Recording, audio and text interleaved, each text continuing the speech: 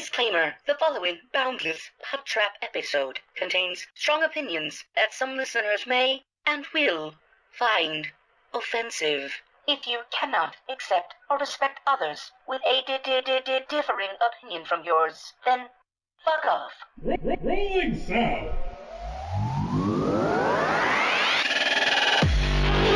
I like turtles. Shush! Alrighty. Let me see your war plate. Now, y'all ain't planning on fucking these chickens, are you? Picture it. Sicily, 1920. Aren't we fucking funny? Streaming from the Midwest, right in the middle of the U.S. From Omaha, Nebraska, you're listening to the Boundless PodTrap, your entertainment podcast where we touch on all topics, from the crazy and absurd to the sacred and profane, and even the useless and unnecessary. The Boundless PodTrap knows no bounds. And now, here are your hosts. What's happening, people? I haven't had one of those as an intro in a long time, so I feel like it was necessary. Shit, I feel the like last few times it was just like, how are we doing? Or I forget exactly what it was. What's happening, people? I'm excited. Today is January 27th. This isn't going to be released until February. I guess this is kind of like, that just cuts right out. Good. It's our Valentine's Day this is kind of our Valentine's episode, and I wish I would have knew that ahead of time because we could have prepared something for it like we did last Valentine's Day. Oh, but I did. Oh, okay. Well, thank you. You got us. Thanks for being on But the not ball. only that, but today, January 27th, I have to send a shout out to one of my icons, Mike Patton. It's his birthday today. Happy birthday. Happy birthday, fucker. I heard he does listen to this podcast. Yeah, does, he's a good. Mike, if you're listening, get well soon, buddy. You know, best wishes to you. Fans love you. Yeah. I don't have a queued up. That's a shocker. There it is. Everybody. Round of applause for There we go. Mike Patton. Anyways, I think that one just continues, so I had to cut it out. I could have faded it, but yeah. Well, episode 036 in the house. That just doesn't seem right. What? Happy, I know. We're at least at like, what, 55 That's like episodes your plus age, isn't it? 36? It is. I should have done something special for this. I usually don't. Yeah, if you did something special, we'd be here till like 3 a.m. We've reached Justin's age in podcast. I'm okay with that. At 3 a.m, and yeah. So it's kind of like my birthday too? You know how ridiculously boring it would be if we recorded a podcast till 3 a.m? We'd be dead by the time. There's a, sorry, going back to Mike Patton. There's a Mike Patton Facebook group, and I posted a Mike Patton and Patton Oswalt like mashup because it's both of their birthdays today. So it's like Mike Patton Oswalt, you know, and it looks so. You're lame. so proud of that. You have such a gleam in your eye. He's fucking I'm like shining. If he could pat himself on the back any harder, did. he would be bruised. He did. Thank you. No false. And I bet you were excited all day to say that. No, You were looking forward to it. I just did it recently. Yeah. So how have you guys been? I'm talking to the fans. How have you fans been? They're going to take priority today. Do you have a cricket sound effect? Hey, don't make fun of our fan. Oh, well, my sister doesn't listen to us anymore, so. No, we have a fan in Eastern Europe who listens every week. It's probably like some bot or something like that. Don't disrespect our fan. He won't listen anymore. There's people in Africa, Europe. I think there's one in like the Orient.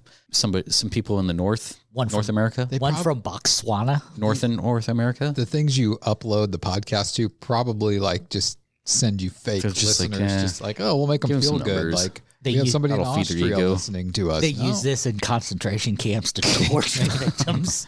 I don't know. I think our movie podcast has more listeners, like our friends. I think listen to that. Possibly. I did get a message this last week thanking me for all the great information on the butthole. There's a lot of things that your they wife. No. She's like, thanks for actually doing She research. left a note on my pillow that said, "Stay away from my butthole." Take your freaking rings off. If I take my rings off, then I will have no credit in the butthole community. My street cred will be gone. But no, I got a nice email from a gentleman that said, "Thank you so much for all the information on the butthole." It was a very pleasant email. I was surprised. So Something you planned on sharing? No. The No, email, I not didn't your wanna- butthole. I didn't but- want to share the rest of it, but that part I will share. Huh. It was very nice. Right on. I feel like there's more to this that like setting us up for. I'm not setting you up for anything. There's a punchline. There's no punchline. That was the first couple sentences were thank you very much for the information on the butthole. It was very informative. The rest of the message I'm not going to share. That was it? Now, Oh. the rest of the message was very forward, which I'm not planning on sharing. Like hitting on you. I meant to start a timer. I'm not going to plan on sharing. Has he seen pictures of you, or she seen pictures of you? I meant to start a timer Hey. to see if we can, Don't make fun of my wiki feet. how far we go without talking about like poop or shit or that's the same thing. So, I mean, it ain't a day unless I say something about poop. no? You want to go grab a pizza? You want a nice grease release? I don't need A pizza sheetza?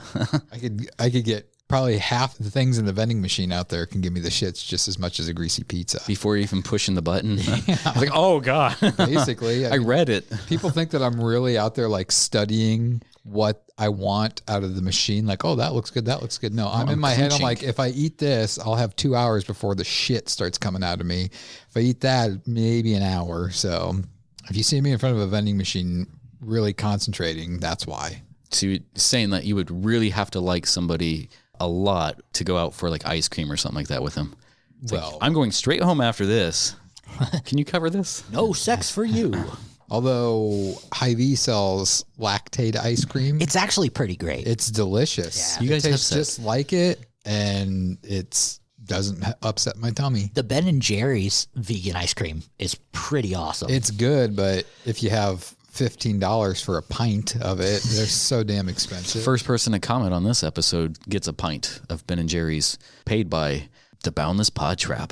Do you got some money I could borrow? I was gonna say we haven't even made like 15 cents in our existence. That's not true. No, we do have $2 now. Oh well. Yeah.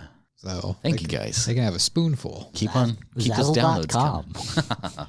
No, I haven't checked the proceeds on that, but yeah. You were the only one that bought stuff off of it. I want to say yes.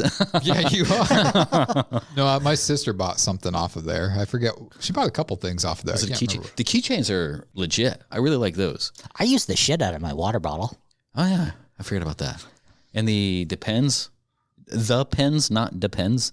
Sorry, Those get the shit used out of them too. Those pens are shit. they're all right. There's I mean, like only they're not one like pen I like to Wow. like those gel ones. Just switch out the ink in it. Sony guts. There you go. Yeah, I mean Zazzle and stuff like that. They use the cheapest things possible. So Jeez. the pens. Thanks, bro. Thanks for throwing it out there. People know that. Zazzle.com. Get your shit. Yeah. Just search BPT on Zazzle.com. And You can get your ugly printed t-shirts too. I got to get some your more screen print some more options. If anybody has any ideas for some options and wants to submit some stuff, it's like, yeah, you know, the cartoonize characterize our faces and put it on the shirt. What? Yeah. Cartoonize. Yeah. Do you want to wear a shirt with our faces on it? Yeah. Yeah. That'd be cool. Oh. In cartoon form. Or have a cartoon person wear our real faces. Do you know any cartoon people? I know somebody that can draw us. They did a caricature of myself and Michael during the Glam Gore days. Awesome picture. I'd like to hang it up in here, but When people say caricature, I always think that like they're fucking up a word because it doesn't sound like a they real technically word. are. Caricature. I don't think Like, are you caricature? Right. Well, I say we waste no more time. I kind of want to start off with like a small game. Small game. Small game. What are your guys' thoughts about butts? So I guess we Butts? can't even reach that. I like butts. You like butts? I like Look at them butts. giggle. Butts are my favorite part of a person. I do have to say, you know, there's the eternal debate, masturbate, the eternal debate of are you a butt or a boob guy? And I'm a fan of both, but if I had to throw my chips in the ring, I'm a butt guy. I mean, like both to me, it's all proportionate of the body. But Right. if it came down, push come to shove, I'd probably be a boob guy. Push come to shove. There you Yeah, go. yeah. Push and shove. Push come to motorboat. I would choose the boobage. All Do I have a right. motorboat on We this? got 1-1. Boom. So yeah. Anyways, tonight I was thinking about. Yeah. Don't glaze over that. Yeah. Oh, Well, gun to your I like head. butts. Okay. And I can't lie. Like if a woman walks in with an itty bitty waist, If someone and was round thing holding in your a face. boobs or a butt to your face, A boob. you had to choose. We were just talking about this. I mean, like, you guys know my wife isn't like big in the top, Oh, don't. in the top. Pause this section. Cut that. Man, but she's got There's not enough room on my couch for you. she's got a lot of thickness that I can appreciate. She does. Like, you could bounce like a steel beam off her butt. Yeah. Not even a quarter, just like a metal rod. Right. And when you wake up, ooh, ooh. I don't know why that took me so long to get. When you get out of that coma, When you recover. I'm not commenting on your wife's body parts. What's wrong with my wife's body part? I'm not commenting on Are it. you looking at her? I can't. sat across I pay the from her. $4.99 a month. I can comment. Are you trying to have sex with my wife? What's wrong with my wife? It always it never pans out. So I'm not talking about my friend's wife that way. Right, well, Especially when we'll I talk sat about- across from her. why do you always say that shit about my wife then? Yeah. What do I say about your What, wife? you Oh, can- he's gonna do you that can now. Sexualize my wife, but you won't sexualize his wife. That's When not have fair. I ever sexualized Right before you press Tracy? record, you were all talking about Yeah, it. you were like, "Oh man, I could Yeah. split that shit open like know- an apple." Yeah. You know, Tracy and I we haven't known each other for a long time, but I think she would know enough if she listened to that is She not doesn't true. know your mind Oh, behind man. closed That's doors. not true at all. Because even before you were like, "Oh, Tracy, yeah, I'd put those feet behind that. I'd smack that ass with the straightaway from a Hot Wheels set. I'd hold her down and show her the 10 states of my wheelbarrow." I don't know what. 10 states your wheelbarrow. Flooded. Bend her over a barrel and show her the 50 states. Well, we could talk there you about some celebrity butts. We'll make decisions on. I put like a small bracket together. Bracket, cool. We're gonna see who has the best celebrity butt, and I'll share my screen here so that we All right. I already know this guy's got some tricks up his sleeves with what he did here. Danny fucking DeVito. He's gonna put like some hot ass on there, and then he's gonna show who it belongs to, and it's gonna be some dude like What's wrong with that? Butts John are butts. Stamos. Ooh, John Stamos butt. All right, can you guys see that? Yep. Well, no, not the way you have the screen tilted. Whoop. Thank you for making me nice and shaved. Hold on. And there's our T-shirt. Hold on. That's not supposed to. That's my my desktop background. Hold on. Let me. And the sad thing is, it is. Oh, and this is what Justin does in his spare time. There we go. We're gonna be talking about some butts, some butt chins. That's where we're going with that. We're gonna vote who has the best butt chin. I can already tell you who the winner is going to be. Who? Chevy Chase. Well, he might be on this list. So what we are looking at, I'm going to explain it, and we'll try to give a little bit detail what we feel from these butts here. So right now we're looking at first runner up. I randomized a list here of 46 people, and we're going to go quick rapid fire through this and see who has the best butt chin in the celebrity world here. So Russell Crowe is our first up against Dan Hedaya. Russell Crowe. Russell Crowe? Yeah, that's more buttish. More buttish than that. Like Dan Hedaya has got like that more of a crease in there, that circular crease. I'm gonna go with Dan. Dan, I want to say Dan too. That's more like a butt that's seen a weekend of hard work. All right, Andy Dick and Mark Anthony. You can't have a dick in a butt competition, Mark Anthony. You think so? Man, they're almost like identical. They are. I think as Andy Dick has aged, his butt has been more creviced. Crevassed. Well, Yeah. It looks like the head of a dick. And I feel like Mark Anthony's butt chin is kind of it needs bleached. when he's next to his, Nice and hairy. when he's next to like Jennifer Lopez and stuff, like you don't even notice it, but you always notice Andy Dick's butt. I'm gonna say Andy Dick. I'll go Andy Dick. Man. You were gonna say Mark Anthony? I said Mark Anthony, yeah. All right. Andy Dick wins that round. So we got Rose McGowan and Matt LeBlanc. Oh, Rose McGowan. I would say Rose McGowan too. Matt LeBlanc hasn't really been as prominent. Yeah, Rose 100%. Get Matt out of there. I know what you're gonna pick. All right, John Mayer or Dr. Phil? I'm just gonna go based off of the picture I like better, and I'm gonna go with Dr. Phil. Dr. Phil? Yeah, his is definitely more pronounced, I think. You don't like I think one side of his butt chin's bigger than the other. You don't like John Mayer's butt? Well, I do. But I just think about it, what butt would I like to see my tip on more? I'll say Dr. Phil as well. Tyler Lautner. Tyler Lautner or Ben Affleck? Oh, Ben Affleck. 100%. Yeah, for sure. That thing goes like all the way for up. days. And look at, I mean, like, I think Tyler Lautner's facial features, because he looks so much like a llama, I don't notice his chin at first. I feel like Ben Affleck's chin, he could squeeze it together like people who have the split tongue. I feel like he can grab shit with his chin. Is that Brooke Hogan? All right, Brooke Hogan or Patrick Dempsey from Grey's Anatomy.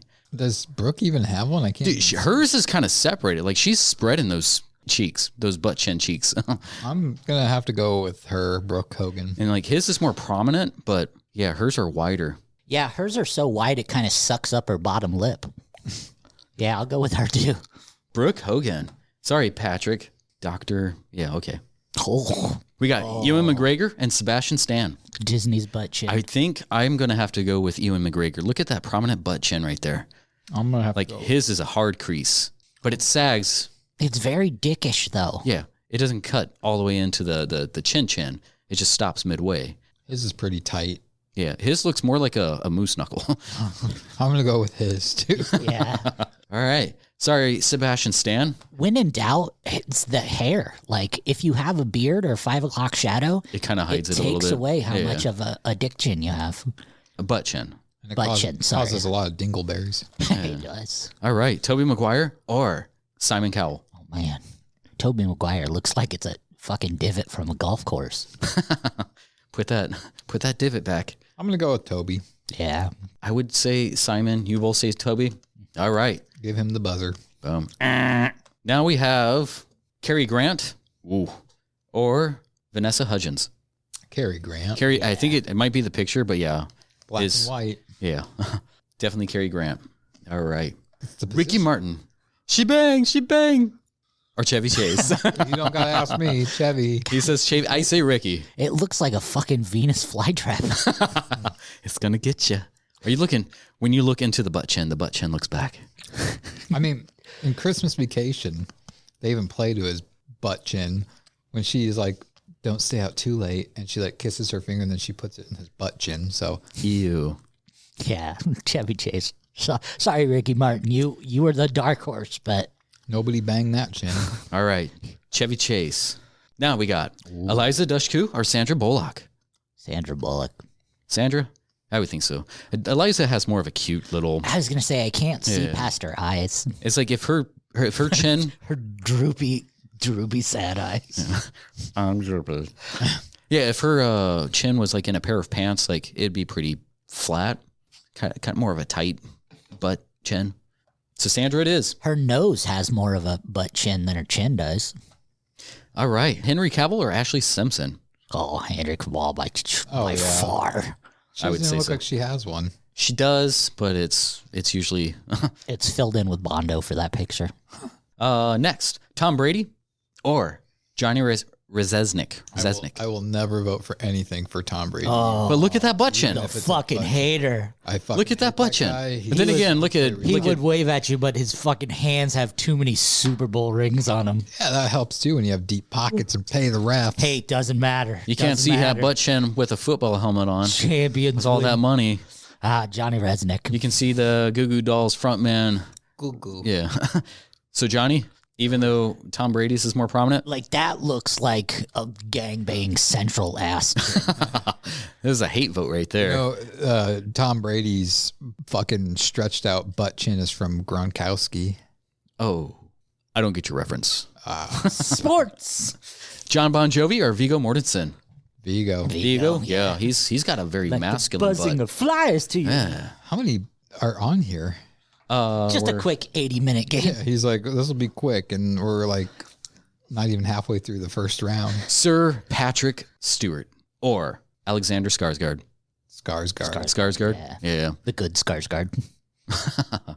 Sorry, sir. You've been decided out of this. Adele. It's such a cute little butt chin, though. Adele or Sam Witwer? I think I'd go with Adele, even though hers is little and cute. I think I would go with Sam Witwer with this one. I have no idea who Sam Witwer is. He's in a lot of like Canadian TV shows. What was it, like Spirited, where he was like a vampire? Well, I mean, look at him. I mean, of course he's gonna be a vampire with that jawline and butt chin. I'm gonna go with Adele. All right. Sorry, Sammy. It's cute. All right. Now this one is gonna be a hate vote. Okay. Is it who I hate more? No, it's going to be who has the better butt chin, but I feel like your hatred is going to play a factor. I'm going to try to Matt vote. Damon or Kurt Cobain? I'm going to try to vote him out and say Matt Damon. Matt Damon? Matt Damon. Kurt Cobain. I would say Kurt as well. I just don't want to look at him anymore. Hey, at the end of the day, he doesn't have that butt chin anymore. All right, sorry, Matt, you're out. Kurt stays. 2 for Kurt. Next is Emily Blunt or Aaron Eckhart? Eckhart for sure. Oh, yeah. Eckhart, yeah. That is prominent. I think him and... I bet you could put a credit card in that thing and it wouldn't move. Ugh. A Fergie? It is. I think everybody knows. Yeah. Yeah. Fergie or John Travolta? I think they call it the Travolta, don't they? Yeah, well, yeah, definitely Travolta. Like the N needs to be Travolta and Chevy Chase. You think so? You're saying Fergie can piss off? Yeah, Fergie can. I'm pretty sure the movie Face Off, they just left the chin. They did everything but his chin. Fergie can piss off because she pissed herself on stage. That's why I had to throw that one in there. Ooh. This one's not a... I'm not looking at a chin. Yeah, I was going to say there's a gap, but it's not a chin. Andy Samberg or Christina Hendricks? Sandberg, definitely. It's the Jew in him. You're voting for the Jew? Yeah. Vote for the Jew. All right. Bridget Bardot or Jeff Bezos? This one's a hard one. I think it may be just for the image, but... Hers is like on her neck. It is kind of far. She has a long chin. I'm going to vote for Bezos just because he could buy us. Yeah. This is a safety vote? Yeah. Because he listens, you know. Huh. All right. And last of the first round. 2 of my heroes. How did this happen? Henry Rollins and John Stamos. Oh, man. This is really hard because literally that's 2 of my heroes right Henry there. Rollins has like the point in the middle. He has the masculine jaw butt chin. And then John Stamos has like everything going. The Wicked Witch. Yeah. Like butt chin. Like John Stamos's dimples. What's the word I'm looking for? Are you saying they complement his butt chin? Yeah. It's kind of like his dimples are the low back and his butt chin. I think just because he was close to a man that just passed away, I'm going to go with John Stamos. I want to go Stamos as well. I was going to say I can't vote, so it's up to you guys. Every respects to Henry's butt chin, but Stamos it is. All right. Round 2. Jesus. Den Hedaya and Andy Dick. I got to go Andy Dick. Andy Dick? Andy Dick. Yep. When in doubt, whip the dick out, right? When in doubt, dick it out. Rose McGowan or Dr. Phil? Rose McGowan. Yeah. She had some other kind of dimples. Ben Affleck or Brooke Hogan? Ben all the way. Ben. I got to go Ben. For the longest, I hated him because he played such a good asshole. But it's like, oh, well, he's good at it then, I guess. I don't know. Because he is an asshole. All right. Ewan McGregor or Tobey Maguire? What? McGregor. McGregor? Yeah. His is more prominent. Chevy Chase or Sandra Bullock? Chevy Chase. Just put him in the finals. I feel like he's our David Howard Thornton in this. I feel like... Chevy. Oh, that was the wrong thing. It was supposed to be Cary Grant or Chevy Chase. Fuck it. Chevy Chase. All right. Chevy Chase. matter. Sandra Bullock or Henry Cavill? Henrik Cavill. Yeah. So Henry. All right, let's get rid of her. It's Johnny Resnick or Vigo? Johnny. Johnny? Yeah. Yeah. Vigo has a very masculine butt chin. It's a very defined butt chin, but that is like a fucking flying butt pliers chin. Yeah. But Johnny Resnick? I can't do it. His butt chin is like a full butt chin, but like really spread. Look at that bottom part right He's there. been around since the 90s. That's like doing the splits butt chin. Think of how many dicks have been in that chin. Yeah. It's like That's a he lot of covers a lot of stuff. I wonder if it stretches out like that when he smiles. Blow If like it goes back down if he's frowning. Blow his nose and wipe his ass at the same time. All right. Alexander Skarsgård or Adele? Skarsgård all the way. That's the biggest slut. Oh. Butt chin. Oh, his. Okay. I thought you were talking about Adele there. Kurt Cobain or Aaron Eckhart? I think Aaron.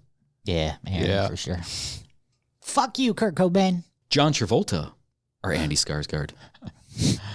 Travolta. Yeah.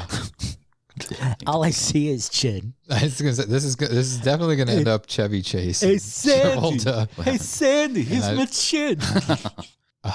Travolta. You don't make me laugh. All right. Jeff Bezos or John Stamos? Stamos All the way? Yeah. Stamos. As much as Jeff Bezos, like it's not as prominent in all the pictures, but He's a prude. yeah. Stamos definitely has that hard butt.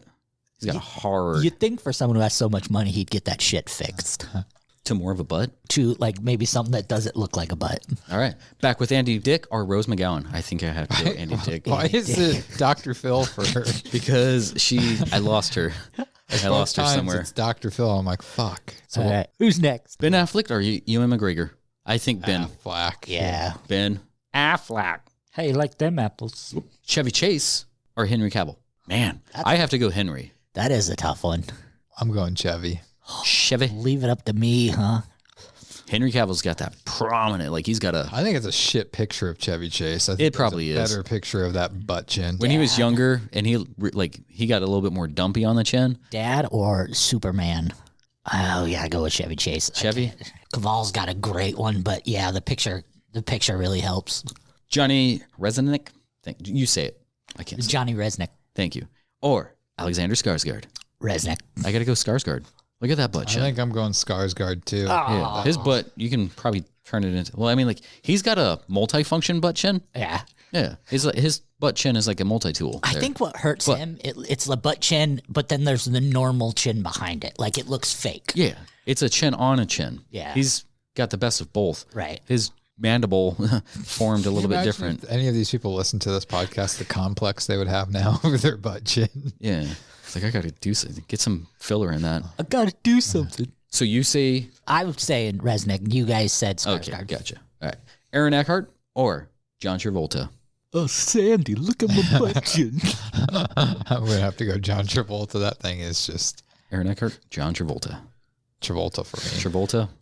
See, Travolta does have like that Resnick chin, but his is defined. Yeah. And I think his lips is like a blowback. It's like a tramp stamp for his chin. You think so? I just want to get. If you guys want to pitch in the money, I will get John Travolta's fucking butt chin tattooed on my chin. All right. Well, I guess Stamos moves up. I'm going for to some send reason. money to John Travolta to do a mold of his chin to send out to us. Andy Dick or Ben Affleck? Affleck. Affleck, me too. Yeah. Chevy Chase or Alexander Skarsgård? Oh, that's hard. I gotta go Skarsgård. I do too. I almost have to say Skarsgård too. God damn it, Chevy. All right. Travolta versus John Stamos. Travolta. Travolta? Yeah. Sorry, Uncle Jeff. You can break that down in so many different Scientological ways. Travolta is got it. Yeah. All right, Uncle Jesse, you're out of here. Wow. Look at that form. Ben Affleck or Alexander Skarsgård? I gotta go with Skarsgård. I think he's. Yeah. I would have to say Affleck on this one. I'm going to go Skarsgård. Skarsgård? All right, Skarsgård moves up. I And mean, it would help if we could see the picture, but yeah, it would. all we got is John Travolta staring at me. I just exited rammed out. by- John Travolta or Alexander Skarsgård? Who, for this one, has the best celebrity butt chin? Can we see Skarsgård? I already canceled it out, but yeah, we can. Fabulous. Can we see a more recent picture of John Travolta? I guess when you put it up together, I would have to go Travolta. Let's see. Let's see how age has affected that fucking butt chin. This is as current day Travolta-ish, current-ish day against current-ish Skarsgård. I think Travolta. Travolta's still. Yeah. Well, I feel like this was kind of wrecked. called from the beginning. Travolta probably would have. Travolta is the winner. All right. Thank you guys. Congratulations. For playing. Mr. Travolta. We should print this picture out to. Yeah. So what did you search for that? What are you talking first about? Picture? This is just my desktop The profile. thing that's scary about this is that I guarantee you this is not the first picture when you typed in like MMM three-way or whatever you typed in. What? I guarantee you looked at a bunch of pictures. No, and this were is just like, just This is a wholesome picture. Yeah. This is three of us with microphones. This one's not going to work. It's I don't like the angle of this guy. This is probably like the 14th one you did. Well, you probably cut out individual men and had to place them. The funny thing is like that's really Justin there. That's not that's not a. I just did some hair removal, so it's a little different. That's what I appreciate about you is you gave me abs. Like even when I was like 130 pounds, I never had abs. Well, I was figuring since this guy has a little bit more of a darker, and more hairier. I'm probably the hairiest out of all of us. And then this guy has the tats. You're more tatted up than everybody else. And then we like to give Jeremy a little bit more attention. So I'm sure you do. Well, look at them nipples on me. That one up top, I think. I don't know if I need new glasses, but that nipple on the left, it is like it's humongous, like a foot and a half long. Your body modifications is probably a little bit more than all of ours. So yeah. I just got a few brands and stuff, but yeah, that's that. I'll flip this around. Is it bad that I want to see what the real men look like? Oh, it is it's more clear on this one. Yeah. Nice. You're like, oh shit, it's guys on there. Oh shit. All right. Well, that was fun. Well, that was starting it off. It was probably a little bit longer than I wanted to go, but it was fun. That's like everything, I guess. So whatever. Stays on theme. Take it away, Jeremy. Do you want to take it away? I have two topics. Well, do you want to come after butts? Well, yeah, you do your little one, and then we'll hit me, and then you can finish with your big one. Okay. Well, I already told Justin when we went to the bathroom, you guys are going to roll your eyes at this one. Oh, man. So this has... Put your arms around me. This is our Valentine's Day special, and those that know me know I absolutely fucking hate this day because of the reminder it is. We're going on 20 years. I've been single. So I got 10 facts that are kind of, when you think about it, it's kind of, it's crazy. So almost 20 years ago was the last time I had a girlfriend. Okay. So what was her name? Here is the first fun fact. When I broke up with my girlfriend... Well, you're saying like, I haven't had a girlfriend in 14 years. You have a wife. I haven't had a girlfriend in 14 years. That counts. No, it doesn't. This is single. So MySpace, Facebook, Twitter, and anything social media besides AOL wasn't even a thing the last time I had a girlfriend. Think about that. Those are predominant. Take those glasses off. You look like Mr. Potato Head. I kind of like it. Wait, are those real? Yeah. They're blue blockers. They're not prescription or anything. So it's just blocking the blue. I'm here staring at a monitor. Go ahead. Another fun fact. The last time I had a girlfriend, the only cell phones around were flip phones. There were no iPhones or smartphones developed yet. Nice. If you think about it, anybody that was a newborn baby the last time I had a girlfriend has graduated high school and is almost 20, they could have a kid of their own at this point. Yeah. I was a junior in high school. With a nice young man. I didn't have a girlfriend back then either. Another fact, dial-up internet was the only internet around. Last time I had a girlfriend. Exactly. 56 fucking megs, baby. Hang up the phone. Blu-ray. Downloading Napster. Blu-ray wasn't even a thing. Did they have what are those master discs? What are those huge DVD things? Oh, I don't know. The laser discs. Laser yeah. discs. No, that was like the fucking late 80s, early 90s. They were the size of a record. Joe Simmons gave me one after we filmed Unemployed as like a thank you gift of Terminator 2. Oh, nice. That's awesome. He should have gave you one of Unemployed. Speaking of Unemployed, I'm helping. I'm still unemployed. Yeah. I'm helping. There's going to be an audiobook of Unemployed, so you can read it. We're getting that done. Narrated by our good friend Chuck Martins.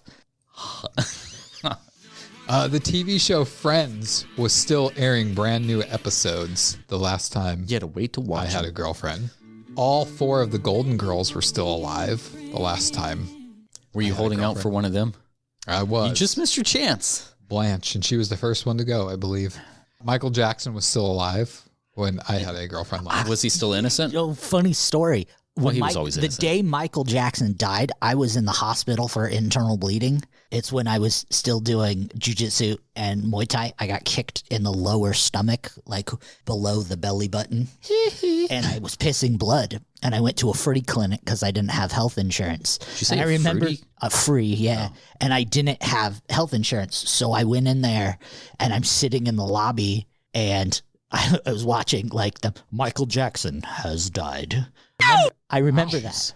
And I remember the doctor stuck his finger up my butt and I wanted to say something witty. And all I could do was giggle. It's probably the wrong Why would he approach. stick his finger up your butt? To make sure there was blood, because there was blood in my cycle. There'd definitely be blood. Oh, if there was somebody stuck blood something in everywhere. my butt. Yeah, For I sure. had bad, Disgusting. I had bad internal bleeding. Oh, there is. It's always a mess. Gotta lay a towel down. So two more facts. Two more facts. Gmail wasn't a thing back the last time I had a girlfriend. Google Mail? Mm-hmm. You're still using Lycos. And here's the last little fun fact here. Fun fact. YouTube wasn't even close to being in existence the last time I had a girlfriend. I was in high school when YouTube Happy was Valentine's Day. Popular. My email back then was dvs1c10 at compact.com. Compact? My email was 2sexy329 at We've already been through this. I My was on Excite, and I don't think they have Excite.com anymher. My AOL was xpunkchubs8403x. Daddy, say it. What was it? Daddy Dick, whatever. Daddy Thick Monster. Thick Monster. Daddy Thick Monster. I had another screen name. It was like, how you doing? Because I was huge into the friends. How you doing, 329? How you doing? Yeah. There's a lot of people that still have AOL emails. Like my boss, his is still AOL. Like, one of the first years I was working with the post office, like I had somebody try to sell me AOL discs. I'm like, you're late, dude. You're late. You just go grab all of them from the free trials. Yeah, the things that used to send you like 4 times a week in the mail. Sure. I'll buy one of those antiques. So do you feel like you're still living from that area? Or do you feel like you've matured greatly from the last time you had a girlfriend? Are you not over your ex? That's why you haven't moved on? Oh, I was over her the minute we broke up. It was my idea to break up because she was very high maintenance. Oh, gotcha. Do you think you can't find a girlfriend is because you like guys? That could be it. No. Have you ever tried? Let me show you a According picture. to that picture. According to the picture. Did that do anything? Have you ever tried to like a guy? Here's the thing. Why can't you give our love a chance? If I was into guys, I could easily have somebody. And that's crazy. And that's like not like a joke or anything, because we have a lot of homosexual friends, and some of them even said that, like, if you played for this team, ooh. And it's like I have a lot of the drag queens come into my work, and a lot of them say the same thing. So it's just like, you'd make me feel proud, but it doesn't. Like, it's just like, well, I don't play for that team, so that doesn't make me feel any better. Huh. It should. It doesn't. Why? No, I'm not. It's a small confidence I'm boost. not- Like, just use it. It's not a confidence boost. I'm not saying that is in like a you homophobe way. I'm saying it like it's someone who finds you physically attractive. We're taking the sex completely out of the equation. That is somebody finding you physically attractive and would like to have a physical connection with you. Why does that not give you a confidence boost? Because nothing against people that are homosexual. To each their own, and I support what they do, but it's just like I'm not into guys. So it's just like a guy telling me that I'm attractive doesn't excite me. There's nothing about it that as a straight man, are you promised to a gay dude? Like, I think every straight guy is promised to a gay dude, right? I don't get what you mean. Meaning, if you're not married by the time you're 50. Oh, no. I mean, like, if you ever switch teams. Oh. You know, like I still know the guy Anthony when I was in high school. I told him if I ever go that way, he's the first person I'm talking to. I'm promised to him. But that's the thing. You don't just like, I don't think you just like one day like, let's try it out. I like guys. Let's now. fuck it up. Let's do it. I have a very good friend of mine who came out of the closet when he was late 50s, and he got married to his husband this last year. He didn't find himself till he was late, and not saying that's any other situation, but you could find yourself late in some people's situations. But let me pose a different question to you. Is it the same scenario if a woman you don't find attractive flirts or hits on you? Well, does that not give you a confidence boost as well? That's my whole life. Well, and it's not a confidence When he's boost. done, I also would like to gaslight you, but go ahead. Well, and that was my question. Like, so it's unless it's someone you find physically available, physically attractive, or out of your league, those are the only times that you will get a confidence boost from being desired. I agree with that, except for the thing of just that they have to be just physically attractive. They just have to be attractive to me, and not necessarily mentally physically, attractive, but yeah. physically And attractive, it's just like, but no, I don't. That's my life. Is I have a lot of the not so attractive physically. And I'm always said, I'm the first to admit that there has to be some sort of a physical attraction to somebody for me to want to get. Like, I don't believe in the whole, it's all on the inside that counts. I think that's bullshit. And I'm not going to get into that. Like, it does matter, but for most people, for the average man, physicality is the first thing you see. And so, but that's the thing I tell people too, because it really irritates me when they get into the thing of, well, you don't need to have a supermodel and it's like, you don't know what my definition of physical beauty is. Or just you would probably basic standards. You'd probably be surprised at some of the women that I do find attractive. But the thing is that I get all the ones that do find me attractive are the ones that I don't find physically attractive. Give me one or two celebrity, not like, hitting covers or anything, but one or two celebrities that like you might gauge as like highly attractive for your standards. Let me get this. So like somebody that not like a Kim Kardashian, but like somebody who's like a celebrity like Phoebe from Friends. Oh, like your middle tier celebrities. But for you, it's like that's a pretty that's an up there. That's a 8, 9, 10. I don't know, man. See, I don't go through that whole like celebrity crush thing now that I'm older. Like as a kid, as a reference, I guess to gauge is what I'm asking. I don't know, because anybody that I would list are people that I find highly attractive, and I don't know. To me, I think they're highly attractive. To others, they may not be. Who do you find highly attractive that's commonly not somebody that's up there? Who would you find attractive that traditionally me and Justin would not? I don't know, man. You guys got me like really trying to think here, like a celebrity that... It doesn't necessarily need to be a celebrity. Brandy loves a celebrity in so many words, but it's like, she's okay. Yeah, right. You're telling me if she was in front of you right now, I'd be like, let's get whatever. it on. You'd be like, I can't. I don't think so. I I've got to press sound effects. I cannot do it. I'll give you a name list? of somebody. Well, I say that because of their name. Peyton List, the girl that plays Tori in Cobra Kai. Okay. I think she is beautiful. And I say that because I was talking to somebody else the other day about that, and I had said that, and they're just like, really? There's like, I don't think she's that attractive. And I'm like, are we talking about the same? And I showed the picture, and he's like, yeah. But I was like, I think she's beautiful. And I don't know. I mean, I hate using that as an example because the small, minuscule chance that she would listen to this podcast, she'd be like, oh, that was kind of an insult. That's not what I mean at all. I think she's beautiful, and I think a lot of people think she's beautiful. She kind of has like... She's got a girl next door look to her. Yeah, like a Shirley Manson, younger years, like in some pictures. Garbage lead singer, yeah. But I don't know. Sheryl Crow. Yeah. It's one of your favorites. Alanis Morissette. Mm. She's actually gotten hotter, I think. Yeah. What's her name? Fiona Applegate. Fiona Apple? Yeah, she'd be... Or Christina Applegate. No, Fiona the Apple. singer. Right. I think she's kind of one of those ones Clean where up like your people room. look at her like, ugh, but... I always thought she was attractive. I think so. Her eyes are like so, looks like she has hay fever. Jewel. Yeah. I think Jewel's an awesome... Jewel's a very attractive woman. Jewel, I would say, not just for her attractiveness, but for Jewel herself, she's kind of like the Keanu Reeves of music. Yeah. She's got fucked over so much, but still is as positive as fuck. You think she'd be better at music as much as she gets fucked over? I like her music. I didn't say her music's bad. I just said she'd be better at it. Oh. She'd be more widely known. So look at Taylor Swift. She got fucked over like 4 or 5 times, and she's a superstar. Has she, though? Has she? No, I think she did the fucking over. Maybe. Now? 100% I think she did the fucking over. But you would still give her a chance. Hell yeah, I would, because I actually got to like work with her and like hear backstories, and it's like she's very smart, very business smart. Like there's a reason why she... I was talking about like dating. And then blowjob dating why she would mess you over. Oh, well. Take you for all you're worth.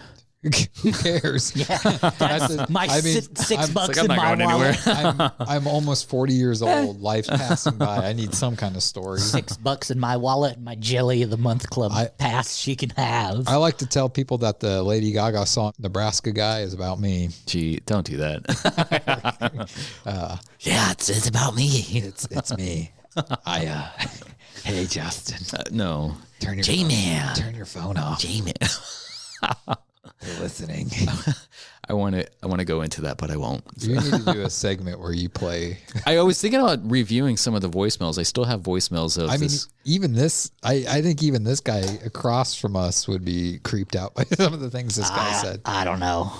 He was an interesting one. Anyways. He's probably listening to us right now. Well, that concludes the toothbrush. Valentine's Day portion of this, I think. Fuck Valentine's Day. Yeah. I'm not a big Valentine's Day. I don't think anyone in this room condones Valentine's Day at all. Going from our views last year, it's relatively the same. 12 probably. What was that episode?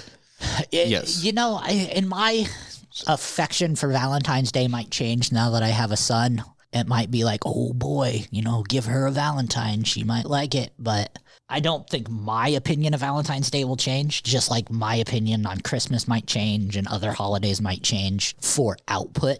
But for personal input, it's still garbage. It's still trash day. Yeah. When I hear Valentine's Day, I just think Chaucer's Day because Chaucer is the one who made it romantic and Valentine made it more of a beating women. Well, I just hate that. I celebrate that part every day. When people know, because people know I hate Valentine's Day, they're just like, but you have a niece, you love her. I'm like, Valentine's Day was not meant for that kind of love of like a family member. It was meant for like significant others. And that's a different kind of celebrating that people do. And yeah. I don't know. And like I said, even if I had a girlfriend, I just don't know that I would really celebrate because I'd be celebrating it every day of the year for her, not just this one day. Oh, yeah. That's kind of how I am too. And the people, I guess this is kind of maybe a harsher view, but the people who get all up in arms about it, usually like the females who are like, oh, you're not going to take me out or you're not going to do this. And I'm glad my wife isn't like that because she thinks it's the same way. It's like, it's just Valentine's Day. It's another day. It's like dedicating all your love for one day is asinine. Yeah. Well, I mean, you could give the ultimatum to whoever you're with. It's like, do you want me to just do this one day or do you want to? I feel like it's not fair. 364 other days of the year. Like in the fall, there needs to be like a spouse hate day or something like that. It's like you got your spouse love day, get your spouse hate day. It is. It's called Women's Liberation Day. That's every day. Go to court. You can have half my shit even though I didn't. Well, this annulment day. Every day is something. My work, it's just like, did you know today is National Yogurt Day? It's like, who the fuck comes up with this shit? Luckily like, here today, we're all celebrating Mike Patton's birthday. So we all are? Yeah, you are. I never said happy birthday to you. him. Just said it. I can manipulate that. Happy birthday. Happy birthday. Happy birthday. But yeah, Lonnie. Hey, my turn. Go for it. So last week I covered the butthole, right? Kind of. Oh no, I covered all the butthole. Everything you needed to know. This week I was going to cover the clitoris, but I couldn't fucking find it. I knew it. So I thought I'd do something fun. I've been wanting to do this since episode 2, but I could never find the right avenue to do it. And I knew I had to do it softly because I enjoy being an asshole. But I never wanted to be a super asshole. But this year I decided that this year's the year I went full heel. All right. So this was the perfect. You independently chose to do this. I independently chose to be a heel and Gotcha. just putting. I usually blame other people like Paco or something. No, yeah, those that don't know what a heel is, it's a bad guy. So, in everybody listening to the Boundless PodTrap, I've not been put up to being an asshole. It is not Jeremy or Justin's fault in any way, shape, or form. What happens this year? I'll be a lot nicer next year, but this year, this is the year that I am an asshole. I kind of want to join you on that journey. It's going to be a lot of fun this year. This year is going to be a trip. So I developed a game. Oh. So what this game is it's called basically You're an Asshole. You're an Asshole. That's the name of the game. Good name. So what I have here, you guys are going to play. It's a 20-question game. I'm going to ask you a question. You're going to write down your answer. Afterwards, I'm going to go back, ask the question again, and get your answer. Hey, what the questions are. I have taken 20 movies, and I'm going to spoil them. Oh, no. Your goal is to tell me what movie I'm spoiling. If you haven't seen any of these movies, well, go fuck yourself. You said 20? 20 movies. Jeez. If you don't know what any of these movies are, you haven't seen them, you probably won't know what I'm talking about. And if you haven't seen a lot of these movies, I highly recommend seeing them because a lot of them are really great. You mean before you spoil it? Before I spoil it, Oh, yeah. okay. Some of these are really big spoilers. Stop this podcast right now and watch these 20 movies and return. All right. So, gentlemen, I'm going to say the line, give you a second to write down the name, go on to the next question. After we're done, I'm going to go back, say it again, and get your answers. Okay. Most points wins. Got it? All right. All right. Question. I also want you to know this is kind of a dick move on your part. So What? Just Yeah, spoiling everything, absolutely. so. I'm going to spoil the shit out of all these. I've been wanting to spoil movies for a long time. And nothing's new, by the way. Nothing within the last 5 years. I'm missing out on a lot. So they're all older movies. Oh, unless they're all Darkly Noon, I don't think. I couldn't explain it even if I fucking wanted I to. can. I'll send you a typed up. Size 1 font. 2 pages. All right. Question number 1. Dr. Crow was dead the whole fucking time. I just wrote down the wrong answer. You can fix it. Once again, Dr. Crow was dead the whole fucking time. Steel Magnolias. Could be Steel Magnolias. Number 2. Robert Angler was able to clone himself, but Alfred Barton just used his twin brother. I'm going to say the wrong movie, but it's the other one.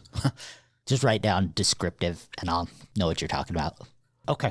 Number 3. Was it in Bateman's head the whole time?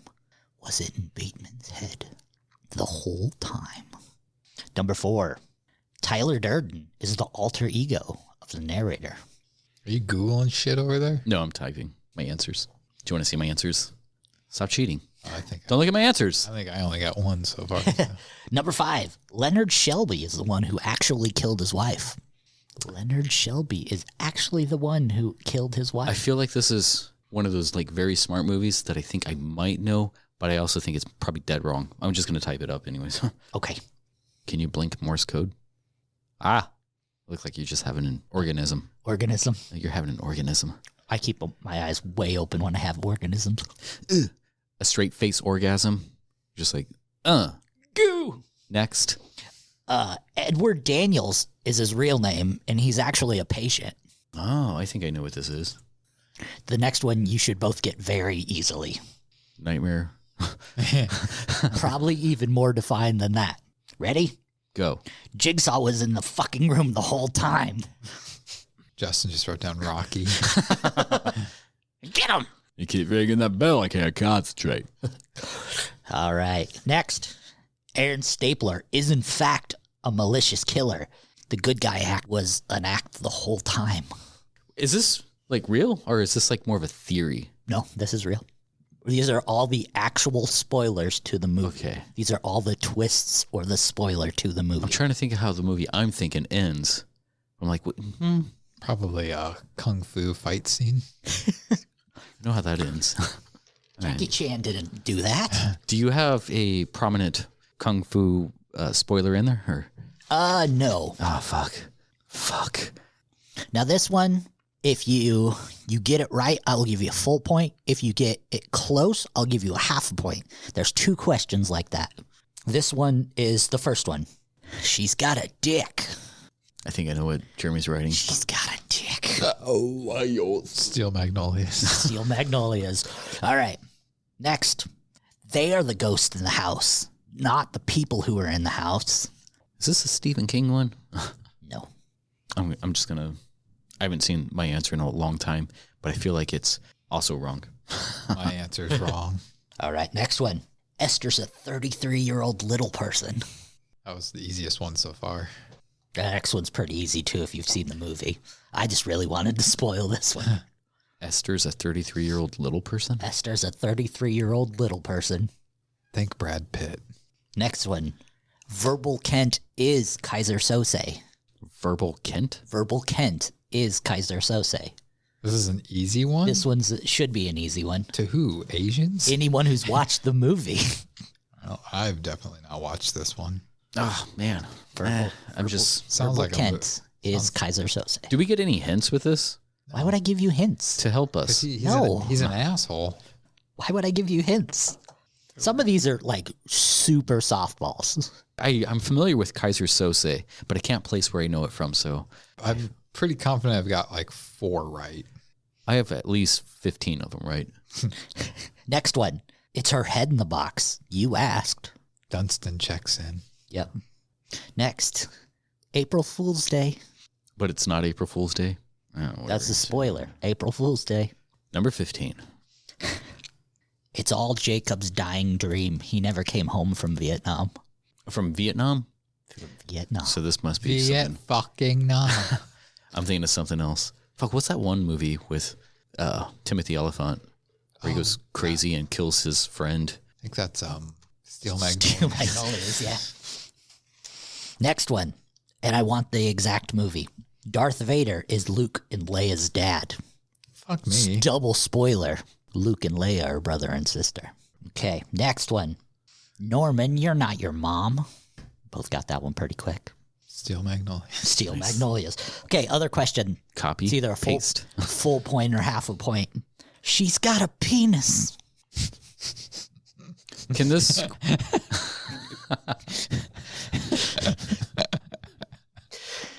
She's got a penis. Is the way that you're saying this... Ladybugs. It's relevant. The way I'm saying it is relevant. Okay. Well, I was actually thinking ladybug, but... we're just going to say the same answer. It'll be right for either one. You'll get a point and a half. Shut the fuck up. All right. Number 19. It was Earth the whole time. How old is this movie? 70s, 60s. That's kind of... but whatever. And number 20. It's people. It's people. I have at least like 2 things I might want to... You can ask your questions when we go over our answers. Harry and the Hendersons. It's people. All right, boyos. Question number 1. Dr. Crow was dead the whole time. Jeremy. 6 cents. Justin. Attaboy. All right. Robert Angler was able to clone himself, but Alfred Borden just used his twin brother. Jeremy, nothing? Well, I wrote something down, but it's not right. What do you got? Do it. I put multiplicity. Multiplicity. Justin? I can't think of the name. It's not The Magician, but it's the one with Wolverine and Batman. That you are correct. It is The Prestige. The Prestige. Never seen it. Really good movie. All right. Was it in Bateman's head the whole time? Jeremy? I just put American Psycho. Correct. American Psycho. Correct. Tyler Durden is the alter ego of the narrator. Jeremy? I didn't get anything. Justin? Fight Club. Fight Club it is. Leonard Shelby is the one who killed his wife. I put The Fugitive. The Fugitive? I feel like that's right, but I said Murder of Crows. It is neither. It is Memento. Oh. Guy Ritchie's Memento. Edward Daniels is the patient. I felt like this was something else, but then I changed it to Shutter Island. It is, in fact, Shutter Island. I didn't get anything for it. Shutter Island. Never seen it. Great movie. Great movie. Leonardo Just coming off of DiCaprio. Netflix. I don't need to watch it now. I'm just going to say that both of you knew Jigsaw was in the fucking room the whole time. Yes. Yeah. Barney's Grand Adventure. Yep. Perfect. Aaron Stapler is, in fact, the killer, and the nice guy was an act the whole time. Either of you get this one? I had an issue with that. Like, did it reveal the last name, or are you putting a last name onto it? No, I'm it saying revealed his last name. Stapler is the last name, because I just put Office Space. I didn't put anything. Edward Norton in Primal Fear. Oh, yeah. I haven't seen that in a long. She's got a dick. The first half a point question. I put Sleepaway Camp. You get half a point. I'll give you half a point. How about you? I put Ace Ventura. Okay. Nope. Half a point for Jeremy Lubash. She's Got a Dick was the Crying Game. They are the ghosts, not the people living in the house. I just put Beetlejuice. Beetlejuice? That's a good guess. That was a good guess. Wow, I totally did. I just put people under the stairs. Another good guess. The Others. When the Colt The Others. Okay, yeah. Esther is a 33-year-old little person. Jeremy, you jumped on this one pretty quick. Orphan. The Orphan it is. I put Interview with the Vampire. Well, that would have been close. Her name wasn't Esther. It was It was not like Lydia Esther. or something. Or no, that's Beetlejuice. This one I can't believe either of you got, but Verbal Kent is Kaiser Sose. Any guesses? I put Nerds. Nerds? Okay. I put 3 question marks. 3 question marks. It is The Usual Suspects. Whoa. Yeah, it's been a while. Her head was in the box. You asked. You go. 7. 7. I put Death Becomes Her. What's in the box? It's her head. He asked. It was 7, yeah. April Fool's Day. I put Happy Death Day. Happy Death Day. I put Groundhog's Day, and It's April Fool's Day. The answer I is didn't think it would be that simple. The movie is April Fool's Day. Like the whole entire movie, it's so bad. Why you do that to It's us? a slasher movie. Everybody dies, and at the end, they open the door to reveal it was all an April Fool's Day. Well, prank. I thought that, but I'm like, there's no way he's doing the actual. Absolutely, 100% April Fool's Day. I had to throw a couple cheesy ones in there. Okay, Jacob's dying dream. He never left Vietnam. Guesses? I put Saving Private Ryan. Saving Private Ryan. I put Platoon. It's Jacob's Ladder. I was wanting to say that when you said Jacob. Okay, Darth Vader is Luke and Leia's dad. Wanted specifics. What movie? I said Star Wars Return of the Jedi. Okay. I put Strikes Back. It is Empire Strikes Back. Well, you didn't put Empire. You just put Strikes Back. That's Everybody knows Strikes Back. Back. That's a Jackie Chan movie. Norman, you're not here, Mom. Psycho. She's got a penis. This one I did put Sleepaway Camp. Sleepaway Camp. Yeah. All right, you both get a point. That one definitely. She's a boy. And then you got to do the face. She's a boy. No, her. The. Angela. And then the next two, it's just like, oh, it's a different person altogether. Okay, it was Earth the whole time.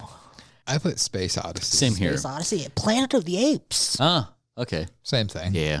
And I knew it wasn't Space Odyssey because we had the pleasure of watching that not too recently, but recently. Man, you watched it. I endured it. Last question. It's people. I have 3 answers for this. Okay, we'll start with Jeremy then. I got 3 question marks. Okay, Justin. I put The Descent, Texas Chainsaw Massacre, and House of Wax. It's Soylent Green. What? It's Soylent Green. I don't even think I've ever heard of that. Soylent Green is people. Okay. Okay. Making shit up? Yeah. Okay, let me add these points up here. Just say it's Daddy. Justin. Justin won. Daddy. Oh my God. All right, scores are Justin, you got 8 points. Nice. You won by 0.5. You, Jeremy, you had 7.5 points. Dang. So close. Good game. Oh, sound effects aren't on. I just spoiled 20 movies for you guys. Now you don't have to watch them. And you made up one called Soylent Green. I did not. Soylent Green is an absolute fucking classic. It sounds like something I do when I eat something bad. It's like a dystopian movie where the world has become super overpopulated and they're making artificial food. And the Soylent Green, the new edition of the food, the It's green edition is people. ground up people? They're using people for the food. And that's the whole revelation is that Soylent Green is people. Interesting. Well, that was a fun game. I think it was fun.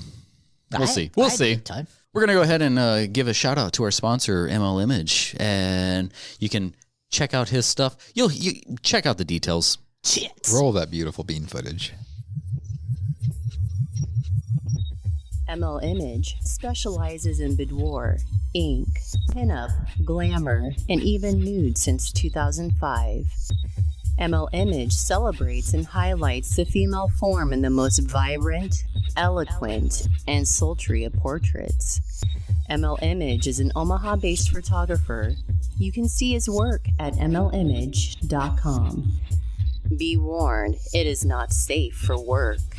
If you are a model looking to expand your portfolio, inquiries can be made through mlimage.com or mlimage on Instagram. Consider becoming a patron for more exclusive and titillating content. You won't be disappointed. ML Image, where image is everything. Everything. And that's that. Wow. We're back. I'm just putting it out there that he muted me through that. Sorry. We're going to hear his lovely I have commentary. commentary over the product. And Michael, and it's nothing against you. I just really like that ad. And well, he pointed his finger at me. He's like, you shut that fucker up next time he's talking over my ad. Because he pays us every time. He needs to. We need to put that in the contract. Mm-hmm. It's like, we just played that like 8 times in one podcast. He's just getting over COVID. Oh, good on him. He had it last week. Good on him. So- Glad he survived. He did. You know Gonna who didn't? beat them COVID. You know who didn't survive, unfortunately? All these people we're about to talk about. Huh? Isn't your topic about dead people? No. Oh. All right. Never mind then. Cut that part. Okay. I thought your topic was about people who died. I actually thought about, as we've been talking, it's like the one that I have stuff here for, like I said, I wasn't too thrilled about it. And it's like, I don't know that I want to do that topic. Well, I thought maybe this one could just be kind of an off-the-cuff type of topic. Good girl. Yeah. And we can just kind of like discuss our things between us, amongst us, ask questions and stuff, but something we're kind of more all involved in and kind of enjoy. Like life. Is discuss our way of how we make movies. We make movies, Justin act, I write, direct, Lonnie writes and does whatever he can to help out on set. But it's just like, there's no wrong or right way to make a movie. But I just thought maybe we can explain our ways of doing things and ask questions to each other and whatnot.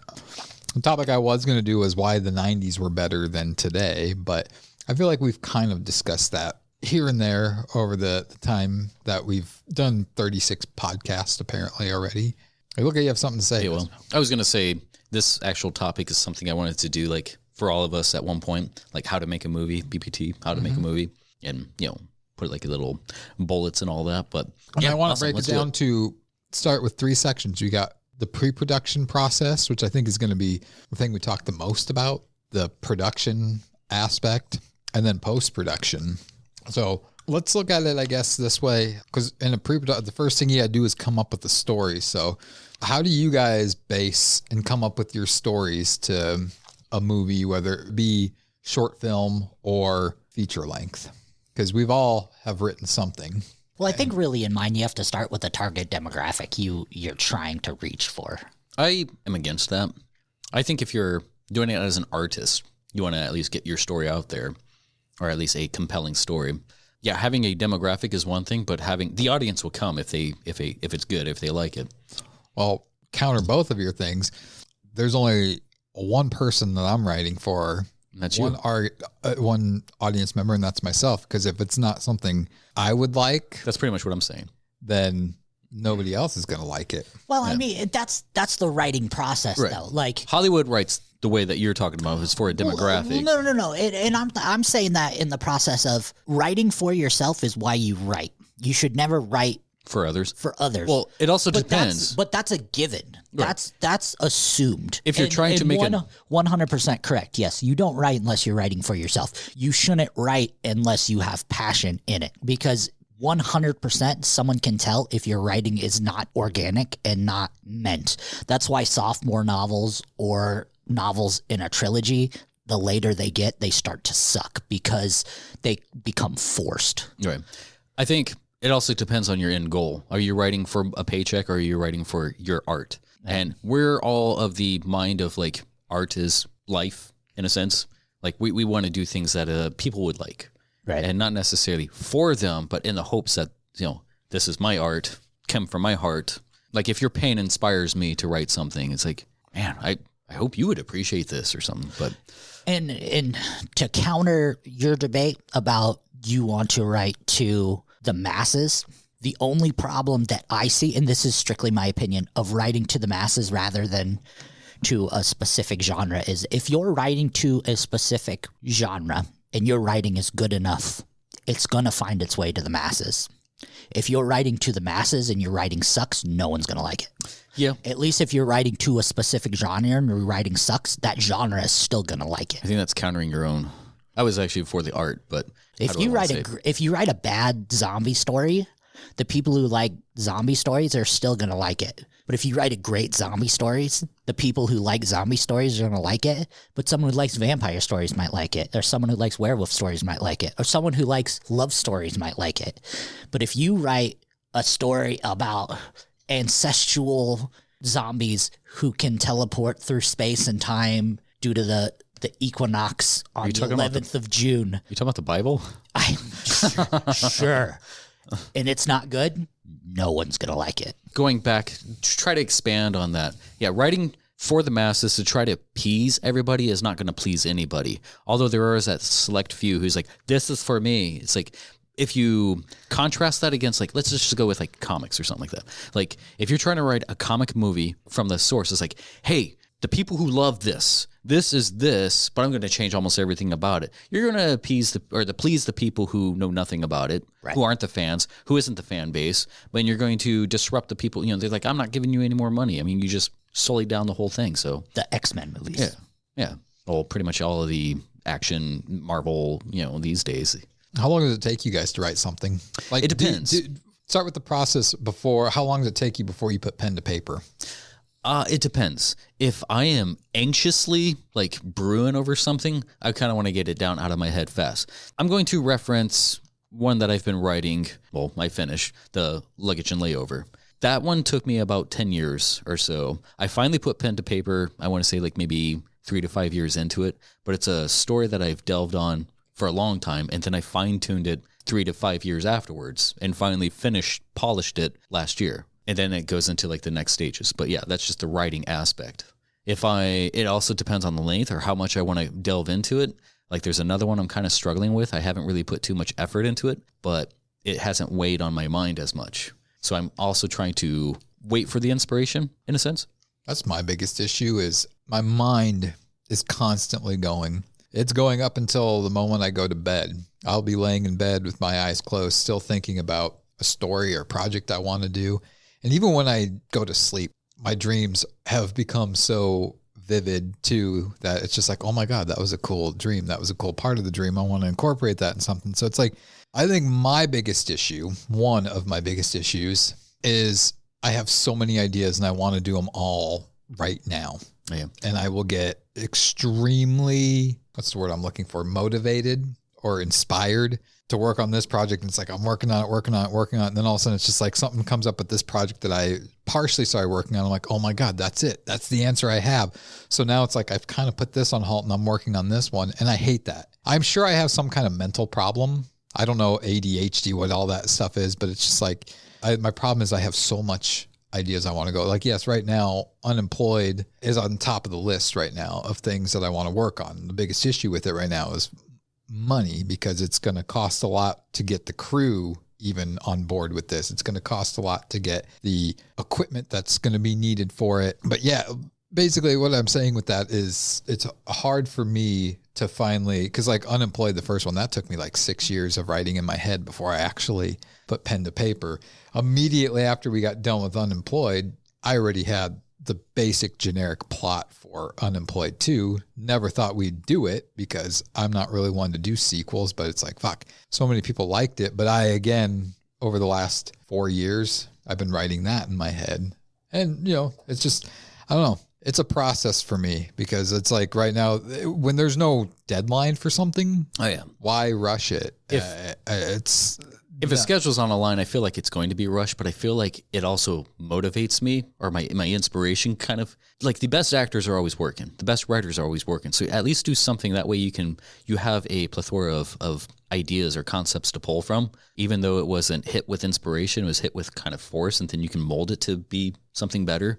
Maybe it won't hit that peak, but it'll be right under that line. Like the waiting, the procrastination, I kind of like note that to the like analogy of like going for a car trip and you're loading up your car with like so much stuff that like you feel like you're forgetting everything, but it's probably best to take the trip and stop off, at a gas station here or there to pick up food, but instead of loading everything and waiting. That way nothing gets done or you make no progress. Here's a problem, Lonnie. I know you probably won't like what I'm about to say here. When you don't have a budget, you don't have the proper money, when there's a deadline for something, yes, it can stretch you to be creative. But the problem is you're not going to have, unless you have that money to pay a person or contract them to be a part of your project, and you have a 2-month period to get this project done, but this person that you really wanted on the project has other things going on and they can't do anything in that 2-month period, well, now you got to settle for somebody less. And so to me, I feel like that affects the quality of what it could be. And I know money isn't everything, but when you want to put quality stuff out, money is a factor in it. And that is one of my issues is like, I use my own money to do it and I didn't care. And now that it's like I'm getting to be older and I'm looking at things, I'm like, I really can't be as careless with money as I was. And not that I would feel like it was careless. I've spent thousands upon thousands upon thousands upon thousands of dollars on any project I've done. Yeah. And I have no problem with that. I would still continue to pay that thousands and thousands and thousands, but it's like, you got to give stuff up. And at a certain point in life, you got to look at things and you're like, it's not cute to be broke anymore and to give this stuff up. And so that also kind of affects how you write things too. Because I mean, even though people that look at this Unemployed 2 project, like this is pretty ambitious, ambitious, but it's just like, yeah, but it could be a lot more ambitious. I had to cut some things out of it, but Lonnie, we kind of skipped over you with the whole writing and stuff like that, and your process of how long it takes you to get like pen to paper. I come from a very, very different school of writing than you guys do. Church of Satan. I feel like if you have a tangible thought in mind, I don't write different projects like you guys do. If I have a project in mind and I start it, I will finish it. I will sit down. Sorry to interrupt you, but is that more of just like just something that's instilled in you, or is that just like, mentally your body won't or mind won't let you steer away from because it? In my thought and in the writing classes I've taken, and I don't know if it came from the school of music writing or the English literature classes I've taken through school and college, when my mind is focused on a project and when I sit down to write my idea tree, I will have generally a climax idea in mind, and I will have a conflict in mind, and I will have somewhat of a resolution in mind. So I have my plot points, and I have to be able to connect A to B to C to D. And when I start flowing those ideas, the path goes. And my problem is if I deviate from that path with any other idea or step away from it and do something else and come back to it, my idea is completely diverted. My headspace is gone from that idea. So being able to reorient myself to where I was in that space is difficult for me to do. So for me personally, if I sit down to write something where you guys take years to write something, I will pump something out quickly, but in that same scenario, though, I shut everything else out. I shut out all other stimulant entertainment. I shut out anything that could distract me from my goal. But I write from end to beginning. I have my plot points. How do I get there? Yeah, I do a lot of filler drop-ins and stuff like that. Okay, maybe this will be A to B. Maybe this will be... Right. What I was going to ask next was like, do you guys, when you come up with your stories, do you have the ending first and then work backwards? It depends on the inspiration of what the for me, coming up with a thought, like a familiar story or an experience, a life experience, or maybe even using certain prompts, like the luggage and layover. I used tarot as one of the prompts. I mean, as far as like solidifying the storyline. But as far as like the idea itself, it was just something I've kind of thought of. Some of them comes in from a dream as well. Like depending on the idea and what I want to wrap it around. For let's say with Unemployed, the old folks scene was the inspiration for that, and then you wrapped a story, and that was like what in the not even the second chapter of the movie, if you will. It's different for me. Sometimes I like to lately just get a very, very, very, very, very basic idea. Kind of know where I'm going with the ending of it, but not 100%. Because as I'm writing it, I feel like the excitement is creating the story. And if you create the whole story and then write it as the writer and creator of it, you're kind of like, well, I know where this is going. It's done. Now it's like, I kind of like to just get the vague idea and then write as I go and develop things as I go, because every time I'm writing, it's like a new adventure. I'm like, ooh, yeah, this is exciting. Okay, we're going to do this next time. So I don't know, because I did that, I think, with The Shadow's Edge. I had the whole idea, and as I was writing it, like, yeah, I had fun with it, but I was just like, I already know the ending and everything that's going to happen. And, Unemployed, yeah, we had basic ideas like the nursing home scene was kind of the start of it, and we based it, but that was exciting to like know the type of movie it was going to be and just be like, how far can we raise that bar and how can we discuss people and make this raunchy? And I mean, with that too, that goes back to the opening. It's like, as the actors who are also inputting a bit of, well, I guess not inputting, but not doing a bit of our own ad libs and all that, taking it to almost different areas upon inspiration. But yeah, I mean, we were doing it for ourselves for the most part. Right. And it was entertaining. Like one thing actors love to do is seeing if like the director or cameraman or something like that can break, or even other actors. It's like, staying in character. Like you see it all the time on like SNL, Matt TV, just trying to top in a way that's believable, I guess. Right.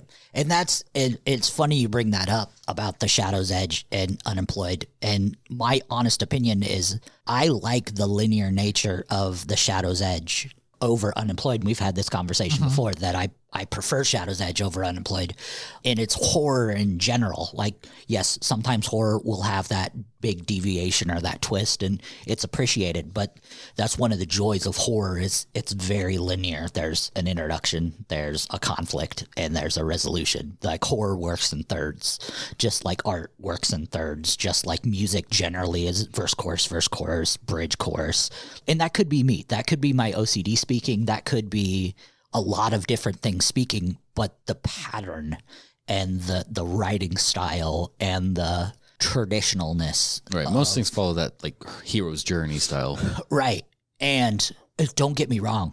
I love a good mindfuck and a good twist, but I think it can be overdone. And I think nowadays Hollywood has ingrained that in people's brains that a good movie isn't a good movie unless it keeps you on the edge of your seat or keeps you on your toes. Well, no, because you can overdo it very easily and then be lost. Like we talked about when we reviewed Blood and Donuts, and I said the movie was very, very unself-aware. It had too many things going on at once. It had an identity crisis. And I think Hollywood nowadays has that problem with a lot of movies. They try to force too many different things in, and it loses that linear balance that I think a lot of writing and a lot of movies need. Or some things are assumed, like when they open up the refrigerator door. What comes after that? Well, it's right there. I think a lot of, kind of on what you're saying, a lot of moviegoers are spoiled, and if they don't get a twist at the end, if they just get a movie that just ends like happily ever after, or this is how it ends, they leave the theater or unsatisfied. Like, well, what the hell? And it's like cheated. But it's still a complete story, though. I don't necessarily, like I said, I don't usually want to do sequels just because I just feel like doing a good sequel, if you had a good movie and you have to make the sequel just as good, if not better, is a hard thing to do. That's why I said if I ever did it, I'd have to be 100% convinced myself that the sequel story is going to be just as good as the first one. And I feel like with Unemployed too, it is. But I feel like every movie that I do has to have some kind of twist that leaves it open-ended just in case. Right. Because it's like, I may not want to do it, but this could be the thing that just like takes off and people are like, that's what I like. That's like One More Body. Like I love it. And people are already with One More Body. Like they want to know what goes on with Alex. Like, what's the next step? So it's like, I think you should leave things open-ended. Does there always have to be a twist? No, but I do feel like a twist is necessary in a lot of the stuff that I write because, I mean, that's, again, going back to One More Body, people say they love the twist/twist because there's actually a couple twists in it. And it's just like, they don't have to be overdone. I mean, like, to me, I always say the best twist in a movie to me was Saw. Like, the whole fucking time. Not once did I think that guy in the middle of the fucking floor the whole time with a bullet hole in his head was actually alive, and he's the one that's doing this whole thing. And when he didn't have an itch or anything, like but it's just like, that was just crazy. And to me, that's what kind of started like the crazy twist endings was that Saw movie, and like everybody's trying to. And I think a lot of them overcomplicate it. Yeah, that's one thing I try to pride myself on with anything I write is that it's very simplistic. That's the reason why I don't really care too much for trying to please the fans when I'm doing like creative writing. It's like, yeah, you can have something short and uneventful, but it's still a full, complete story. It's like you can have like this long poem or you can have a haiku. The haiku is still complete. Like it's its own thing. And having formats or forms of art, like it doesn't always have to be like a movie. Look at like The Punisher. You had a full movie, then you had like a little short film that kind of like moved it a little further. It's like, fuck yeah, I want to see that. And was it that Laundry Day or Laundry, something like that? Right. That was a pretty good short film. And think about it like this too. A lot of short films, like little snippets, have became full-length films because people have loved it. Lights Out, for example, was like a 3-minute short film Terrifier started out as a short film in a compilation and then was in another compilation and then became Terrifier, and now there's a Terrifier 2. It just needs to be put in front of people, and that's something that we're guilty of, but I think a lot of people are guilty of, is they put out something amazing and then they put out something else amazing, and then they take a gap making amazing things, but there's a gap. And in modern day, in old times, and I came from a musical background where if you weren't constantly shoving stuff in people's faces, you're forgot. Yeah. Like if you weren't constantly there going, check this out. Hey, remember me? I'm this guy. I put that out. Hey, look at that. Remember that? That was me. Check this out. That the guy next to you is doing it. Like you are the nothing. Marilyn Manson song, like they love you when you're on all the covers, but if you're not, then they love another. It's right. Like you got to continuous. Like there's certain artists these days, like what's his name, Tom McDonald, constantly, like almost every 2 weeks or so, he's got a new song out, and it's like it's not necessarily dropping a full length album. It's just like a new thing. It's like the way that we ingest art these days is on totally different platforms than how we were raised. We went to the movies, we paid a ticket. Now you can just open up a platform, all these different things that supply you with certain things, like 30-second, But what's at the beginning of a movie? Trailers. Yeah. What have you seen 1,000 times? Trailers. And to a comment you made earlier about wanting to release the best stuff and why stuff isn't getting released, and I understand wanting to release quality. Yeah, but the format is different Nothing these days. wrong with releasing quality, but there's a time when you need to also release, not crap, there's a time when you need to release product. There's a time when a 3-minute video here is enough. Or, hey guys, remember One More Body? Check this out. Or, hey, guess what we have coming up? Here's Unemployed. Remember when I made this? Check this out. Continue your relevance. Right. You know, when you have a product that's entertaining and people can get behind and you don't do anything with it. Yeah. Like what's that one Marshall podcast? That was a plug. That was a stab to John Marshall for having done anything in a while. It was also a plug too. Well, here's the thing with me is I can't write something start to finish. No, something small. You can too. I can't. You just think you my can't. mind can't do it because I could start out with something that could be like a 2 to 3 minute short, but the way my mind works is I have to keep building on it because mind is stupid. It could be. It very well could be, but that's just the way it is. Like to me, it's like with Now This Is Wrestling. I could have made it, and with the people that I worked with, we could have made it something that was just putting on shows at a small Eagles club or something like that with like 10 people showing up, 20 people showing up, and not really putting thought. But it's like, I want to grandioso. I want things to be. You're saying like the quality of the product doesn't fit your ambition. Like your ambition is way more.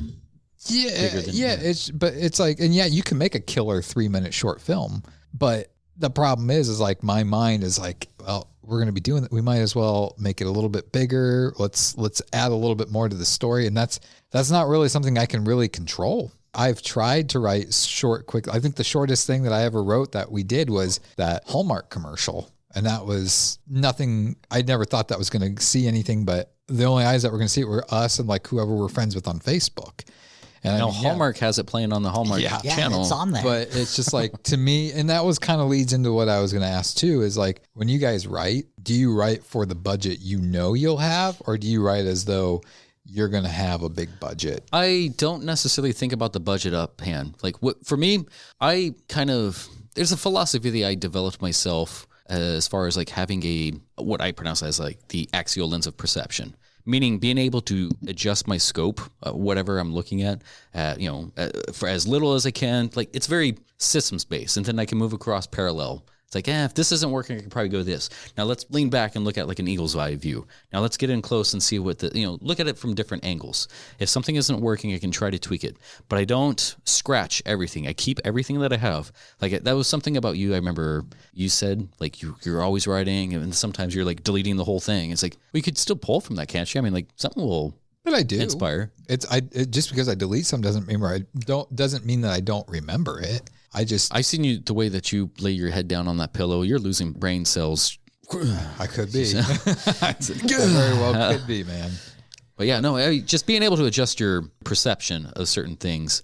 Budget, I'd never really consider unless there was something that I know I have the opportunity of obtaining. It's like, fuck, we could use this building and do something. Now let's create a story on this. So that might inspire the story. The story might inspire looking out scouting. I try not to let the budget factor in too much, but sometimes it does. Like Your Last Goodbye. Well, I guess, should I spoil it?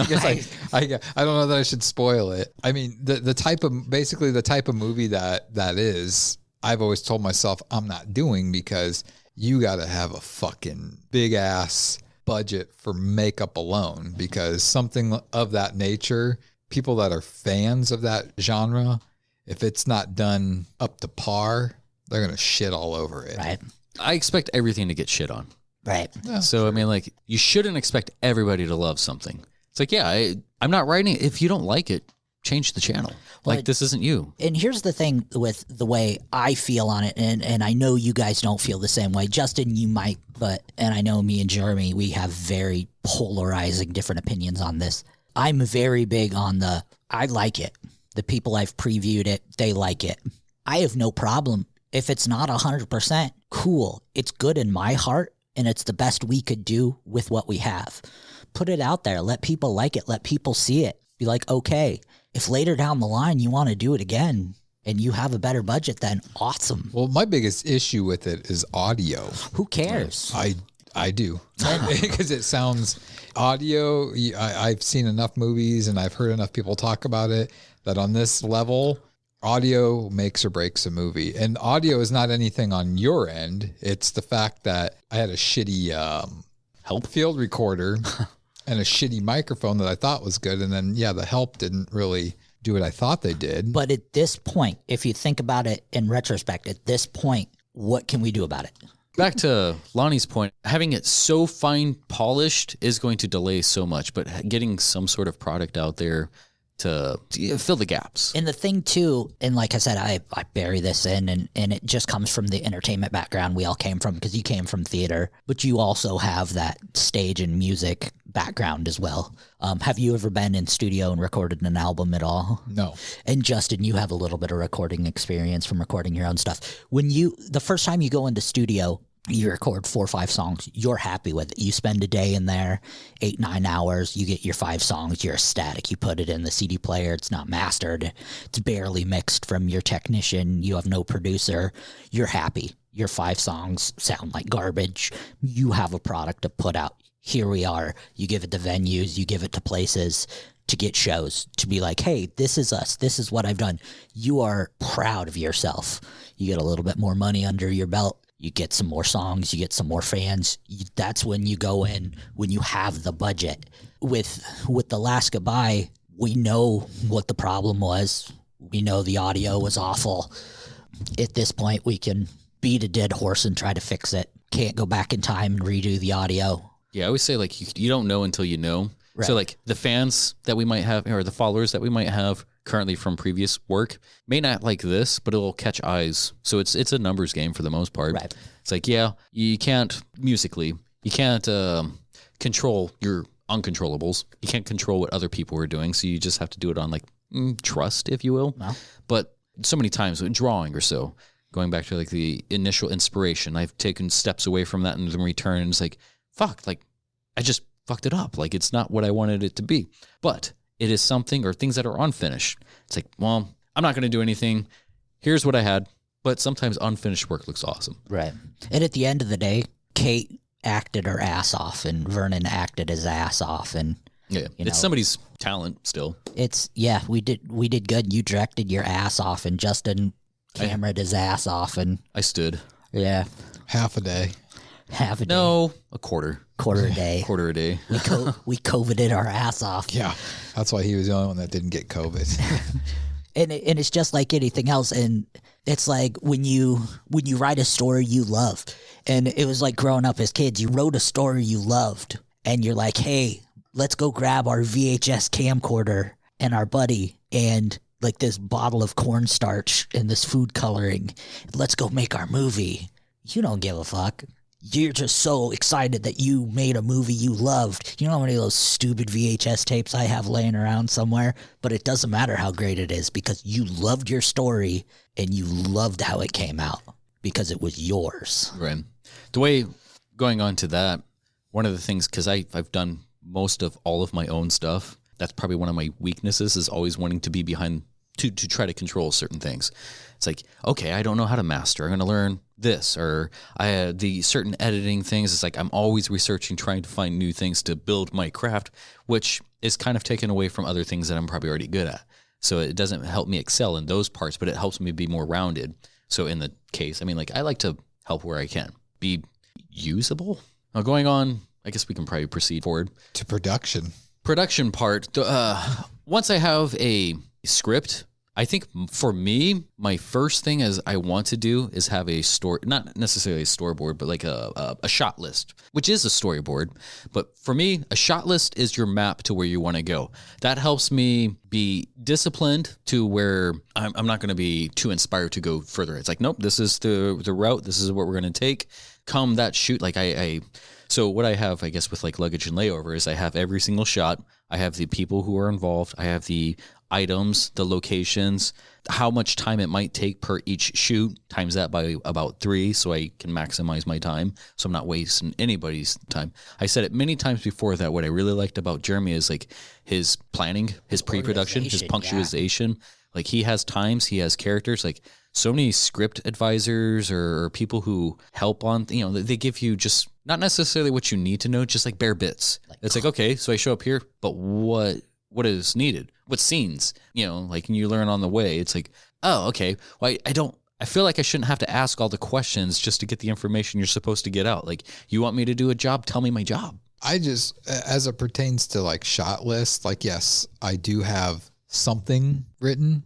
And like the last couple things that we shot got more detailed. But here's the problem with detailed shot lists is, yeah, they're great. They take a lot of time to put together. But 9 times out of 10, within your first 2-3 shots, you're going to be fucking behind on schedule because it's just, if you want the shot lit right, if you want it to look right and all the blocking to be right, that takes time. And unfortunately on the independent scene, you don't have a fucking big ass crew where one person's job is to do this, another person's to do that.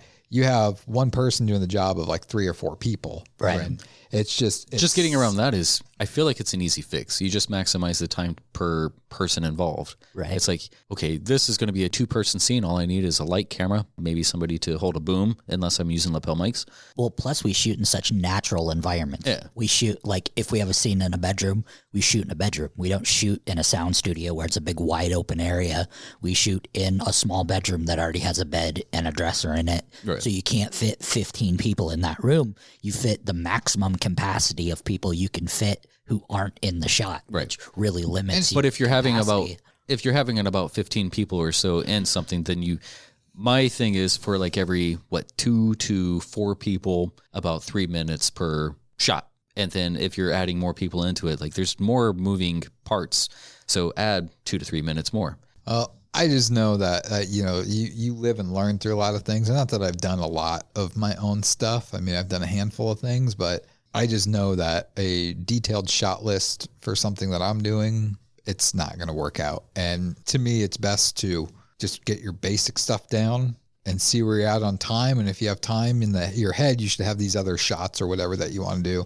Then you can incorporate those. But I mean, just like with that Under the Willow Tree, that was like a 3-section shoot that day. Right. And the first section was only supposed to take like 2.5 hours, 3 hours tops. I mean, we were like 4.5, 5 hours in and we still were working on it. And it's like, we still got 2 more sections to do. And this was supposed to be the easiest one out of them. So it's like on our lunch break, I just had to like cut down to like, we're just going to do the basic shots, which I hate doing. I blame myself for most of that since I wasn't there. Yeah. If I was there, everything would have been smooth. I blame you too. So, but yeah, no, I mean, like even having what I was saying is about having like a shot list, a detailed shot list. Like for me, what helps a lot is if a person has to get called off set or need to leave, it's like, okay, well, you're only needed for this amount of time. You're in this, and this shot. Let's hit those, move on, and you can at least subtract from But there. then you go out of order. You do, but and that you at can least cause issues too. It can, but if you still have the map to guide you back. Yeah, that's where if you're going to choose to do that, you need someone who's like a script supervisor or someone dedicated to the script who is on the ball, that's their main focus, is to keep the ship in line. Which sounds great, and like you two are godsends to have on set. 'Cause I know you guys are willing to, when Justin shows up, he's willing, you guys are willing to do what it is, but it's like, it's very hard. Look, my ladies need to find loyal people that believe in your project like you do. Right. I mean, I have always said it's one thing to say something and it's another thing to do something. And it's like, you have all these people that's like, oh, next project you have, I want to help you out in any way I can. And then you contact them like, yeah. And then when the time comes, it's just like, they don't show up or they cancel. And it's like, that's another irritating part, and why I hate myself for doing such ambitious things that are going to rely on so many people, because it's like this even in the wrestling and stuff. People, they don't help out, and it's because they're not really connected, or they don't have like the passion that you have for it. And so it's like, that makes it hard to find crew. And I mean, I've worked with some people that I thought they were ambitious, and then they showed up on set, but they might as well have not been there because they were texting when they're supposed to be watching something in the script. And it's like, what are you doing here? And again, that comes back to, if you're not paying them, or you're paying them very little, it's like more could be done for that if you had contracts, which I don't want to get into. I mean, sometimes when I don't believe in your projects and I'm holding the boom mic, I'm like, this is going to be shit, but whatever. I mean, like, I'm still there. Yeah. Or you just pretend like you're working. Well, that's kind of what I like about having like this tight-knit group. Like, us three, we got shortefilms, and there's several people who we worked with several times who it's like, you're not just an actor. I mean, this isn't Hollywood. Yeah, you can move some lights around and quicken the setup. And so that helps tremendously, the people who are available or wanting to do so. Yeah, there are those people who have egos who sit off and it's like, I'm not needed for that. I'm not going to stand in anybody's way. It's like, well, your help could speed the process along. Right. You not helping makes you stay here this late. So, and other than working the few films I've worked with you guys, I've only ever known one other person's filming setup, and that was a friend of mine from high school, early into college, whose sets were always an absolute, I can't say shit show because they were very organized, but the group of people, it was all fun games, that kind of environment. But with our group, with your shot lists and your direction and your passion, when the crew gets there and starts working, they start feeding off of each other. And it starts to even become like a working mechanism. This person picks up this person's slack when this is happening, and you're focusing on this. Okay, I'll focus on this. Or, for example, the last movie with Under the Willow Tree, I was doing the script, but I also seen that cinematographer was having difficulty working in such a small space. Well, I'm not the biggest guy in the world, so I was able to squeeze into a lot of those small places and help him adjust tripods and move things around, which helped the speed tremendously. Oh. So just little things like that we're willing to do, where, the average crew is like, well, that's not my job. And you know what's silly about it is, and I've said this before with a lot of things, like I treat any project I am like it's big time. Right. Like with wrestling, I knew we weren't the WWE, but I treated it. We made it feel like it was. It was WWE, and I feel that's the same with movies.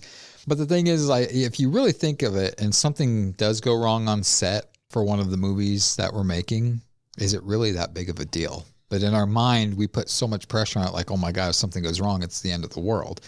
And kind of a point I was making is, as a director on set, I don't know, because I can't see myself, but I feel like I'm a nervous wreck. I don't feel like I'm calm. I don't feel like I'm cool, because it's just like I am on edge, because it's just like the director is the one that everyone's turning to, and you have to give them answers. And it always happens to where it could be going cool, and then it's like all at once, everyone's coming at you with things, and it's like you're trying to tell this person why this person's over here talking. And I try to do my best to be calm and have the answers for everybody, but it's like I can admit that at the end of every day shooting, when I get in my car, things are wrapped up, and I'm driving home, I let out the biggest because it's like you made it through, but then your mind starts thinking like, did we get that shot? Oh my God, we didn't get that. How are we? So I don't know. Like, that's just It's very nerve-wracking, but in a good way, I guess. As an actor's perspective, I mean, I think most actors enter with if you want to call it anxiety or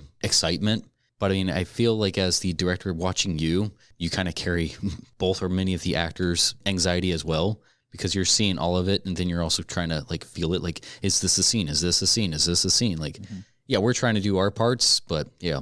And luckily, I guess as an actor, I mean, I don't have to do too much in the pre stuff. I just got to memorize some lines and get a casting call. Usually, like the casting director propositions me with some sort of sexual thing. I've done a lot of things with you, but I've only been in like one movie where I've had speaking lines, and I had that's a big sausage. I had like 3 sentences, if that, 1 or 2, maybe 3 sentences, simple line. He's like, no, ma'am, your sink is fine. And it was like it was seriously like something that long. Like it wasn't very. Yeah, that was the line, man, and that's long. Yeah. But before they said action, I'm like sitting there, I'm like, oh my God, I don't know what the fuck my lines are. I don't know how actors can memorize so much shit. And I don't know how, in addition to memorizing the dialogue, they have to memorize blocking, actions that they have to do. It's just like, that's like sometimes I look at them, I'm like, why am I directing actors? Because I'm not an actor. Like, yeah, I can visualize what I want in my head, but expressing it or even thinking like, is this too much to ask of one person to do? You have to memorize all these lines and you have to do this, but I want you to do this as well. And it's just, I don't know. I think that's one of my downfalls as a director is I think I settle a lot because I take people's feelings into consideration. Like I should probably speak up a little bit more and be like, I didn't really like the tone of that. I think you get back out there. Like, but I'm just like, no, that was great. Let's move on. But deep down in my head, I'm like, it wasn't. I should do another one, but I just don't want to hurt anybody's feelings. I've had directors, who weren't really good at directing, where it's like, so you want me to do blah blah blah blah blah blah, and they're like, good, we got it. I'm like, I wasn't going.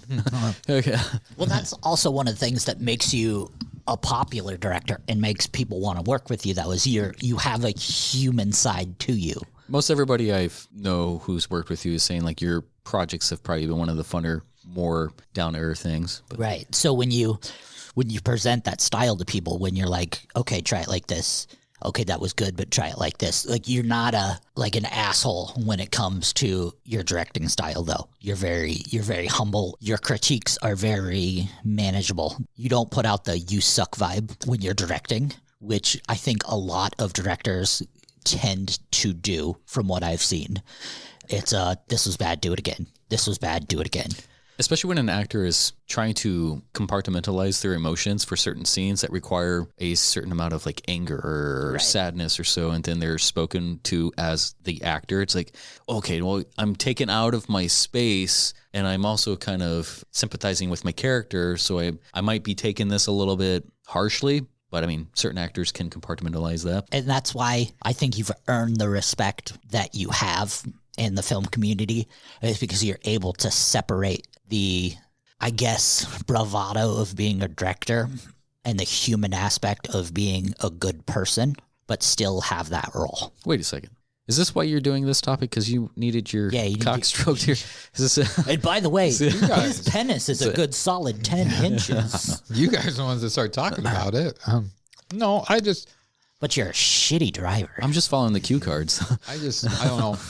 To me, I've always said that it may be my idea and I may have wrote the script and stuff, but it can't be done without the crew and the actors. And I don't think that it's my job to tear somebody down. And I mean, you were there the only one time that I ever blew up on set. I really didn't even consider that a blow up because I think it was. In my head, it was because You're like, yelled. You're making me so angry. Shut the fuck up. But everybody's there to have fun. Everybody's there to create something. And I don't know. I feel too that a lot of the people that they've been so involved in this character and have become this character that they know that character better than I know them. That's why a lot of times I'm like, what would your character do in this? It's not that I'm trying to be like lazy and have them maybe come up with an idea. It's like with Sydney, with One More Body. Before we filmed, I gave her 3 assignments to do to help her get into that character because I knew she was having a little bit of an issue trying to figure out where this character is coming from. So I had her write 3 journal entries And they were all up to her what she wrote. And like the first one was like, journal entry is like before you even got this babysitting gig. Just pretend, just write what you did that day in school with your friends and stuff. She had fun with it. And I said, okay, the second one, journal entry, is going to be after you got the call from the lady and you're going to be taking this babysitting job. Like talk about your excitement, but you do it how you would. And then like in the third one is going to be the journal entry that's right after this whole movie takes place. And I'll tell you what, I don't know if you guys ever read those. They're pretty fucked up. But like that last one, when she was even incorporating drawings and shit on the side of the journal entry. And I mean, it was dark. And I was like, she's in this character now. So did you hear about the... And then we broke her and she never got out of that character. Her school counselor actually found those journals. Yeah. She's in jail right now. Right. But no, it's just, I don't know. And I think I personally think that's a great technique that I'm going to use for a lot of movies going forward with characters, is to not necessarily maybe write journal entries, but something along those lines, because it helps their mind start building this backstory. They're not being told this is where you came from and stuff like that. It's like, no, this is where you're going. Now you tell me in your head how you got there. For me, a practical journaler myself, that's a technique that I've always used, especially for something serious. Like unemployed, the first one, it's like I didn't really need to do much. It was you. Plus, I mean, you're full of your fucking self. But having something more serious, like journaling certain parts, helps, because like that neuron connection of pen to paper connects certain neurons. So it's like, yeah, I'm believing this. It's one exercise that really helps staple that. For an actor, as far as like memorizing lines, like I don't know. A technique that I've always used is being able to do something like just doing the dishes or something and then running the lines. If I can do a activity and recall lines, then it's like, I know I have it. When it came to like school plays back in high school, I don't think the script ever left my backpack. I only try to do it on stage and not memorize it until I have it down. I wanted a little bit of something where it's like, it doesn't sound like it's just, oh, okay, and now we're going to do this. So it's not believable. I wanted it to feel like I'm saying it for the very first time. God, I had the next thing I was going to say, and now it slipped out of my mind. Pre-production? No, I don't take budget into account when I'm writing a story. Long story short. We're actually going to space? So like there's two areas that I really enjoy doing: horror movies and comedy movies. You know, I did the drama. It was okay. Don't know that I'd do it again. There's one more, like obviously like yours is a drama that's coming up, Justin. It's a psychological drama. Yeah, still a drama. And I don't mind working on it. And there is one more of mine that I do plan on filming that's a drama. And you're hanging up the camera? The King of Hearts one. Oh. No, not hanging up the camera. You don't hang cameras up. Uh-huh. But it has a strap on it. I don't use DSLR. I'm not judging you. I'm just saying. But I mean, to me, comedy is probably the funnest because you don't have to take things as seriously once you're on set. Now, the only downside to comedy is that sets can get rowdy, too relaxed, a little out of control, to where you might spend a little too much time on one area because everybody wants to try. They see that somebody did this, and now in their mind, they're like, "Oh, can we have them do this?" Which is fun. It's great to do. You're just throwing John Marshall under the bus again like that. But fucked up. That's why I tried to incorporate that when I was doing the film schedule and the scenes for Unemployed too, like keeping in mind that I don't want long ass days, which they'll probably all turn into long ass days. I wanted it to be shorter scenes, shorter days, so that way we could spend more time on certain things. And that's with horror movies, it sucks because you want to have fun, you want to joke around. Tears the air out of the room. It does. Like if you're doing like a serious suspense thing and you have some fucking asshole dressed up in a wig like a mailman and he says a funny line like, no, bitch, and then ruins the whole vibe that was going on. I wouldn't say it ruined it. I don't think anything in that scene was vibing. I didn't even want to wear the wig, but it's like, yeah. It was fun. Yeah. There's a slight, people who have seen it, they like, laugh. Yeah. Well, I mean, one of the and not for the right reasons. One of the, what do you want to say? Not a correction, a note to it, or Walter was one of the people who saw it, and he's like, well, it didn't take away from it. Like he thought it was like a brief brevity, whatever you want to call it, to the piece that didn't pull you out of it. He was like, it was kind of fun to see, but it's like, oh no, we're serious, you know. Well, if people don't know who you are, they don't think anything of it. Yeah. But people that know who you are, there might be a bias, I guess. To that. They giggle at it, and I mean, that was just one of the things. Like we weren't going to give you the wig, but then we had just said, I wish you had a wig, and then Courtney was just like, well, we got some upstairs, and that was the first one he tried on. It's like, fuck, that's got to be it. And at the film festival too, the Choose Life sticker. Got a huge pop too. That's probably one of my favorite things. That wasn't intentional. That was completely unintentional. It just happened to be on the van. Well, but it worked out perfectly. When he scouted the van, like he's like, it's got to be. Well, yeah, because they showed me the 2 different vans that they could use, and I was leaning towards the other one until I went to the back of it and I saw that sticker. I'm like, you're fucking coming to clean up dead bodies. Like this has to be it. Yeah. And yeah, I mean, that was like an audible laugh from chuckle from the crowd. I wouldn't say a laugh, a chuckle, like, oh, those guys. But yeah, I don't know. It's a lot of hard work. And to me, I think the hardest part is pre-production, if I'm being honest. It's the funnest part to me, but it's also the hardest part. I don't know. I guess it kind of depends on your definition of fun. Because that's your creating. It is creating. You're creating the whole project.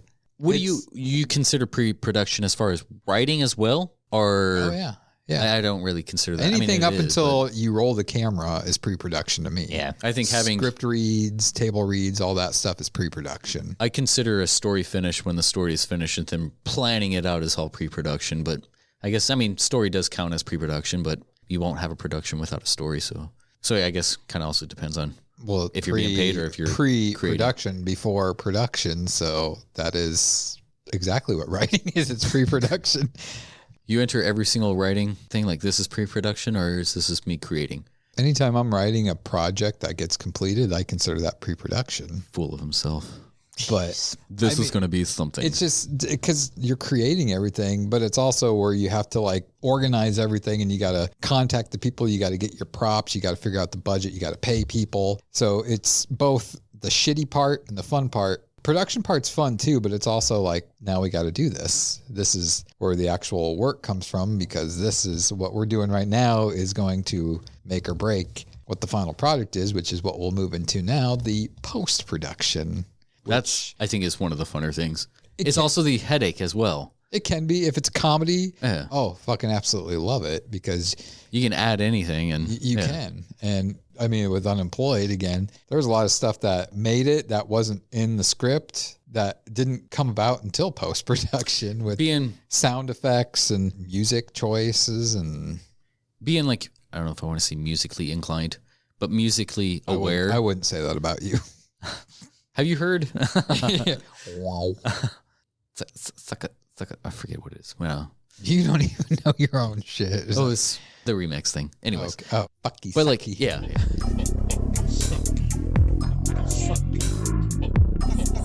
When I'm doing pre-production, I'm also being considerate of what music I might want to, or what feels. Like, I like to use visual references. Like, this is kind of like the airy space, or areolas. Yeah, areolas. Thank you. That's the right one. But certain ideas that strike certain feelings or themes, and because that's one of the things I did with Layover and Luggage with Alex. Is like, these are some of the items. Did you just fuck up your own movie? You said Layover and Luggage. Luggage and Layover, Luggage and Labor, whatever. It's been both at one point, so it's the same. Luggage and Labor. It's like knowing what theme I'm trying to capture to have, because the music is important. There's been a few movies I've done with, then they didn't have like a score to it, so it's like, it feels barren. Like, I don't. Well, and I also hate when people just go to any old find the first thing royalty-free website and they use that and throw it on the beginning of a podcast. Well, that's different. Like, there's a lot out there where it's like, it's beautifully shot, and then it's like they throw in this thing that's been in like 8,000 things that you've seen, because it's like one of the first one. Like, don't go with your first choice that you like. I was like, listen to the whole catalog and stuff. But anyways, post-production, having to listen to or watch the same thing over and over just to see if you have the right thing. It's integral, highly integral. Certain editors who see the first thing that works and throws it in, it's like, there's better scenes. As an actor, when you're seeing yourself or other people, it's like, I was there for that. that was like the crappier version. Did it not work or what's up? Like you kind of want a reason since you were there. It's like, what's up? What happened? Well, that's kind of why, like with One More Body, somebody else was supposed to edit it. And it was kind of a blessing in disguise that it didn't work out, because then I took over and taught myself a lot. And I really don't want anybody else to edit. What do you mean tugged yourself a lot? Oh, I do that every day. But, and I don't think I'm the greatest editor. I have a lot to learn, but it's been hard for me with projects after that, sitting next to somebody else that's editing it. It's like, I just want to, let me do it. Let me do it. Let me do it. And I was going to say too, like, it's great having you there, but sometimes it may not be a good idea to have an actor that was in it there, because they could be biased. Yeah, exactly. But at the same time, they could add a lot to it. That's just like, maybe they remember that you don't remember. Like, I remember this take actually being better. And then it's like, you go look at it and you're like, that actually was better. But I don't know. To me too, in post-production, I think a very limited amount of people on that monitor watching it while it's being edited is a better option than having, I think no more than 3 people in there. And sometimes I think too that, maybe it should only be 2 people. I think it depends on the project for sure. Having more eyes on something could be beneficial. Having the best eyes on things is probably the most beneficial. Being the person who created something and having the eyes whom you trust their critiques is highly integral. Well, to me, if the editor is not on set every single fucking day, they shouldn't be editing the movie. I don't care if people disagree with that. To me, somebody going in blind, that would seriously be like somebody going out and filming this long feature-length James Cameron film, giving me hours upon hours of footage, and it's like, okay, figure it out. And that's where I cover a lot of that stuff with the shot list. And it's just, so I feel like they need to be there because they need to see what worked, and in their mind too, while they're sitting there, they're visually editing it in their head too. So when they get the footage, it's like, oh, here we go. Because I've had that happen both ways, where like the editor was there and they edited something of mine and it turned out really good. And then the editor wasn't there and it turned out, it wasn't terrible, but it still wasn't the greatest. Put some names down or? Yeah. But, yeah, it is tedious, but it's also probably the most rewarding thing too. Depending on the project, it numbs you to your project. And then I know you kind of develop certain relationship to your project where it's like, you don't know if it's good enough because you've seen it so much. And it's like, I know it worked, or at least it was working on scene, or it was working in early edits, but now it's like, I'm just sick of it. But when you see the crowd react to something, it's like, okay.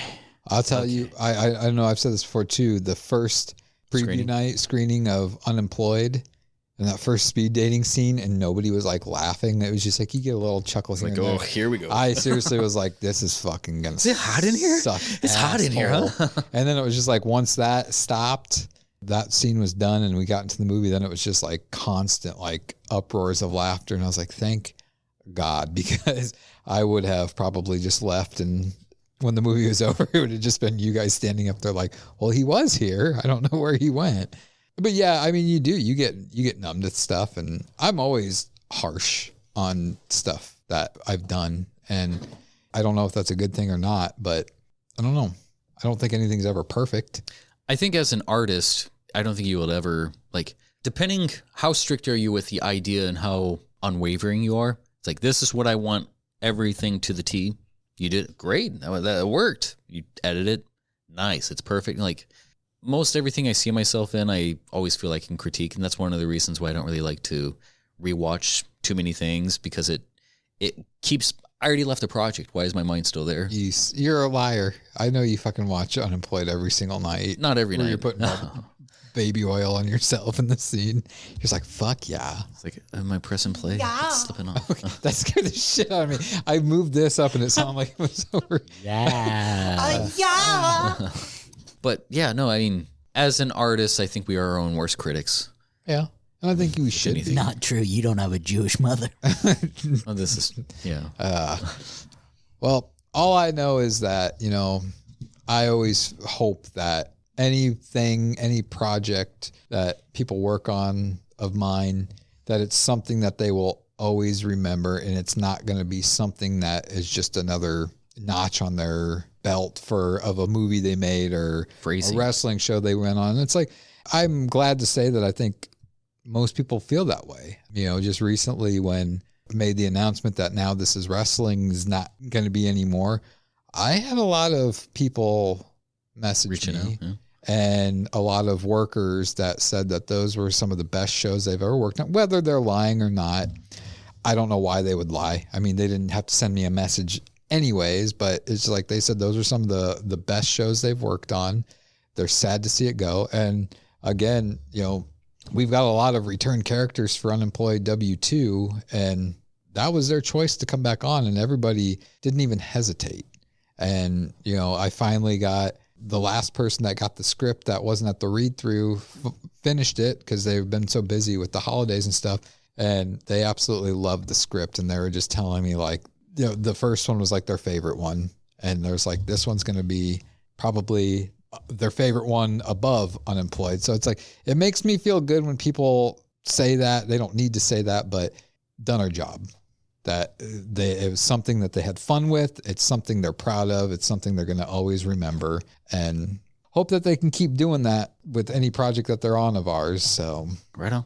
There's more to the post-production, but I think you just got to do it your way. Everybody does things slightly different. So and again, like, find what works. And this is not what we've been talking about. Is not like, this is the way you have to do it. This is how we do it. And there's no wrong or right way to make a movie.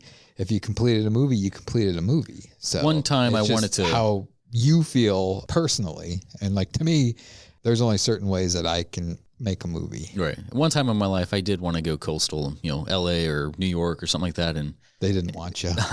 They said no. They could not do it.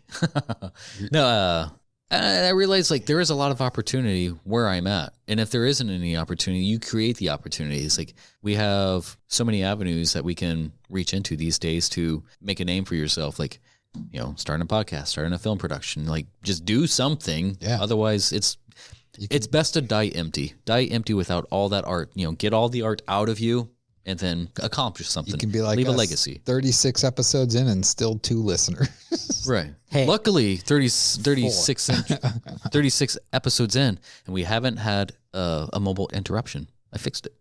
That you know of. Yeah. No, it's on airplane mode. Wow. You're welcome. I feel good today. Have you guys heard that commercial? I'm going to see if I can look it up when we're off air, but it's so stupid, but it's like stuck in my head. It's like, I feel good today. I feel like I have. But yeah, we're getting a little late here, so I'm not even going to do my topic. What? I thought you did a topic. I had another topic. I had an actual topic. Oh. That was just we were measuring I was going to say, this is your best topic ever. It was short. So, okay. I'll save it for next time. But I want to thank you guys. I will leave you guys with let me give you a little bit of mind fuckery. There will be a lot of people who come after you, as in like who live after you, but there will never be more people older than you. There will be people who are younger than you, who grow in numbers, but there will never be people older than you alive. Digest that shit. The number of people older than you will never increase. Yeah. That's true. Thank you. That's true. And for that, we will see you out. Thank you guys for listening to episode 036. Tune back in a few weeks where the boys from the BPT in our studio, located in parts unknown, will be bringing you a little bit more entertainment. What movie were we doing, Jeremy? We do that one first. We've already done that. Yeah. Are we talking about the one that we're supposed to be doing, or mine? No, yours. Oh, yeah, yours. Sorry. All right, let's try that again. The music's already on. Oh, just well, throw it. Shit.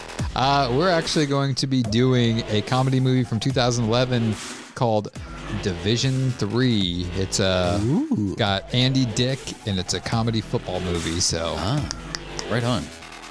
I'll act surprised when we record that one. I look good today. Well, you guys have a good one. Bye.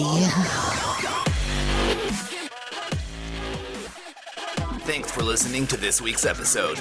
Join us next time for more absurdity that only the guys from the Boundless PodTrap can bring you.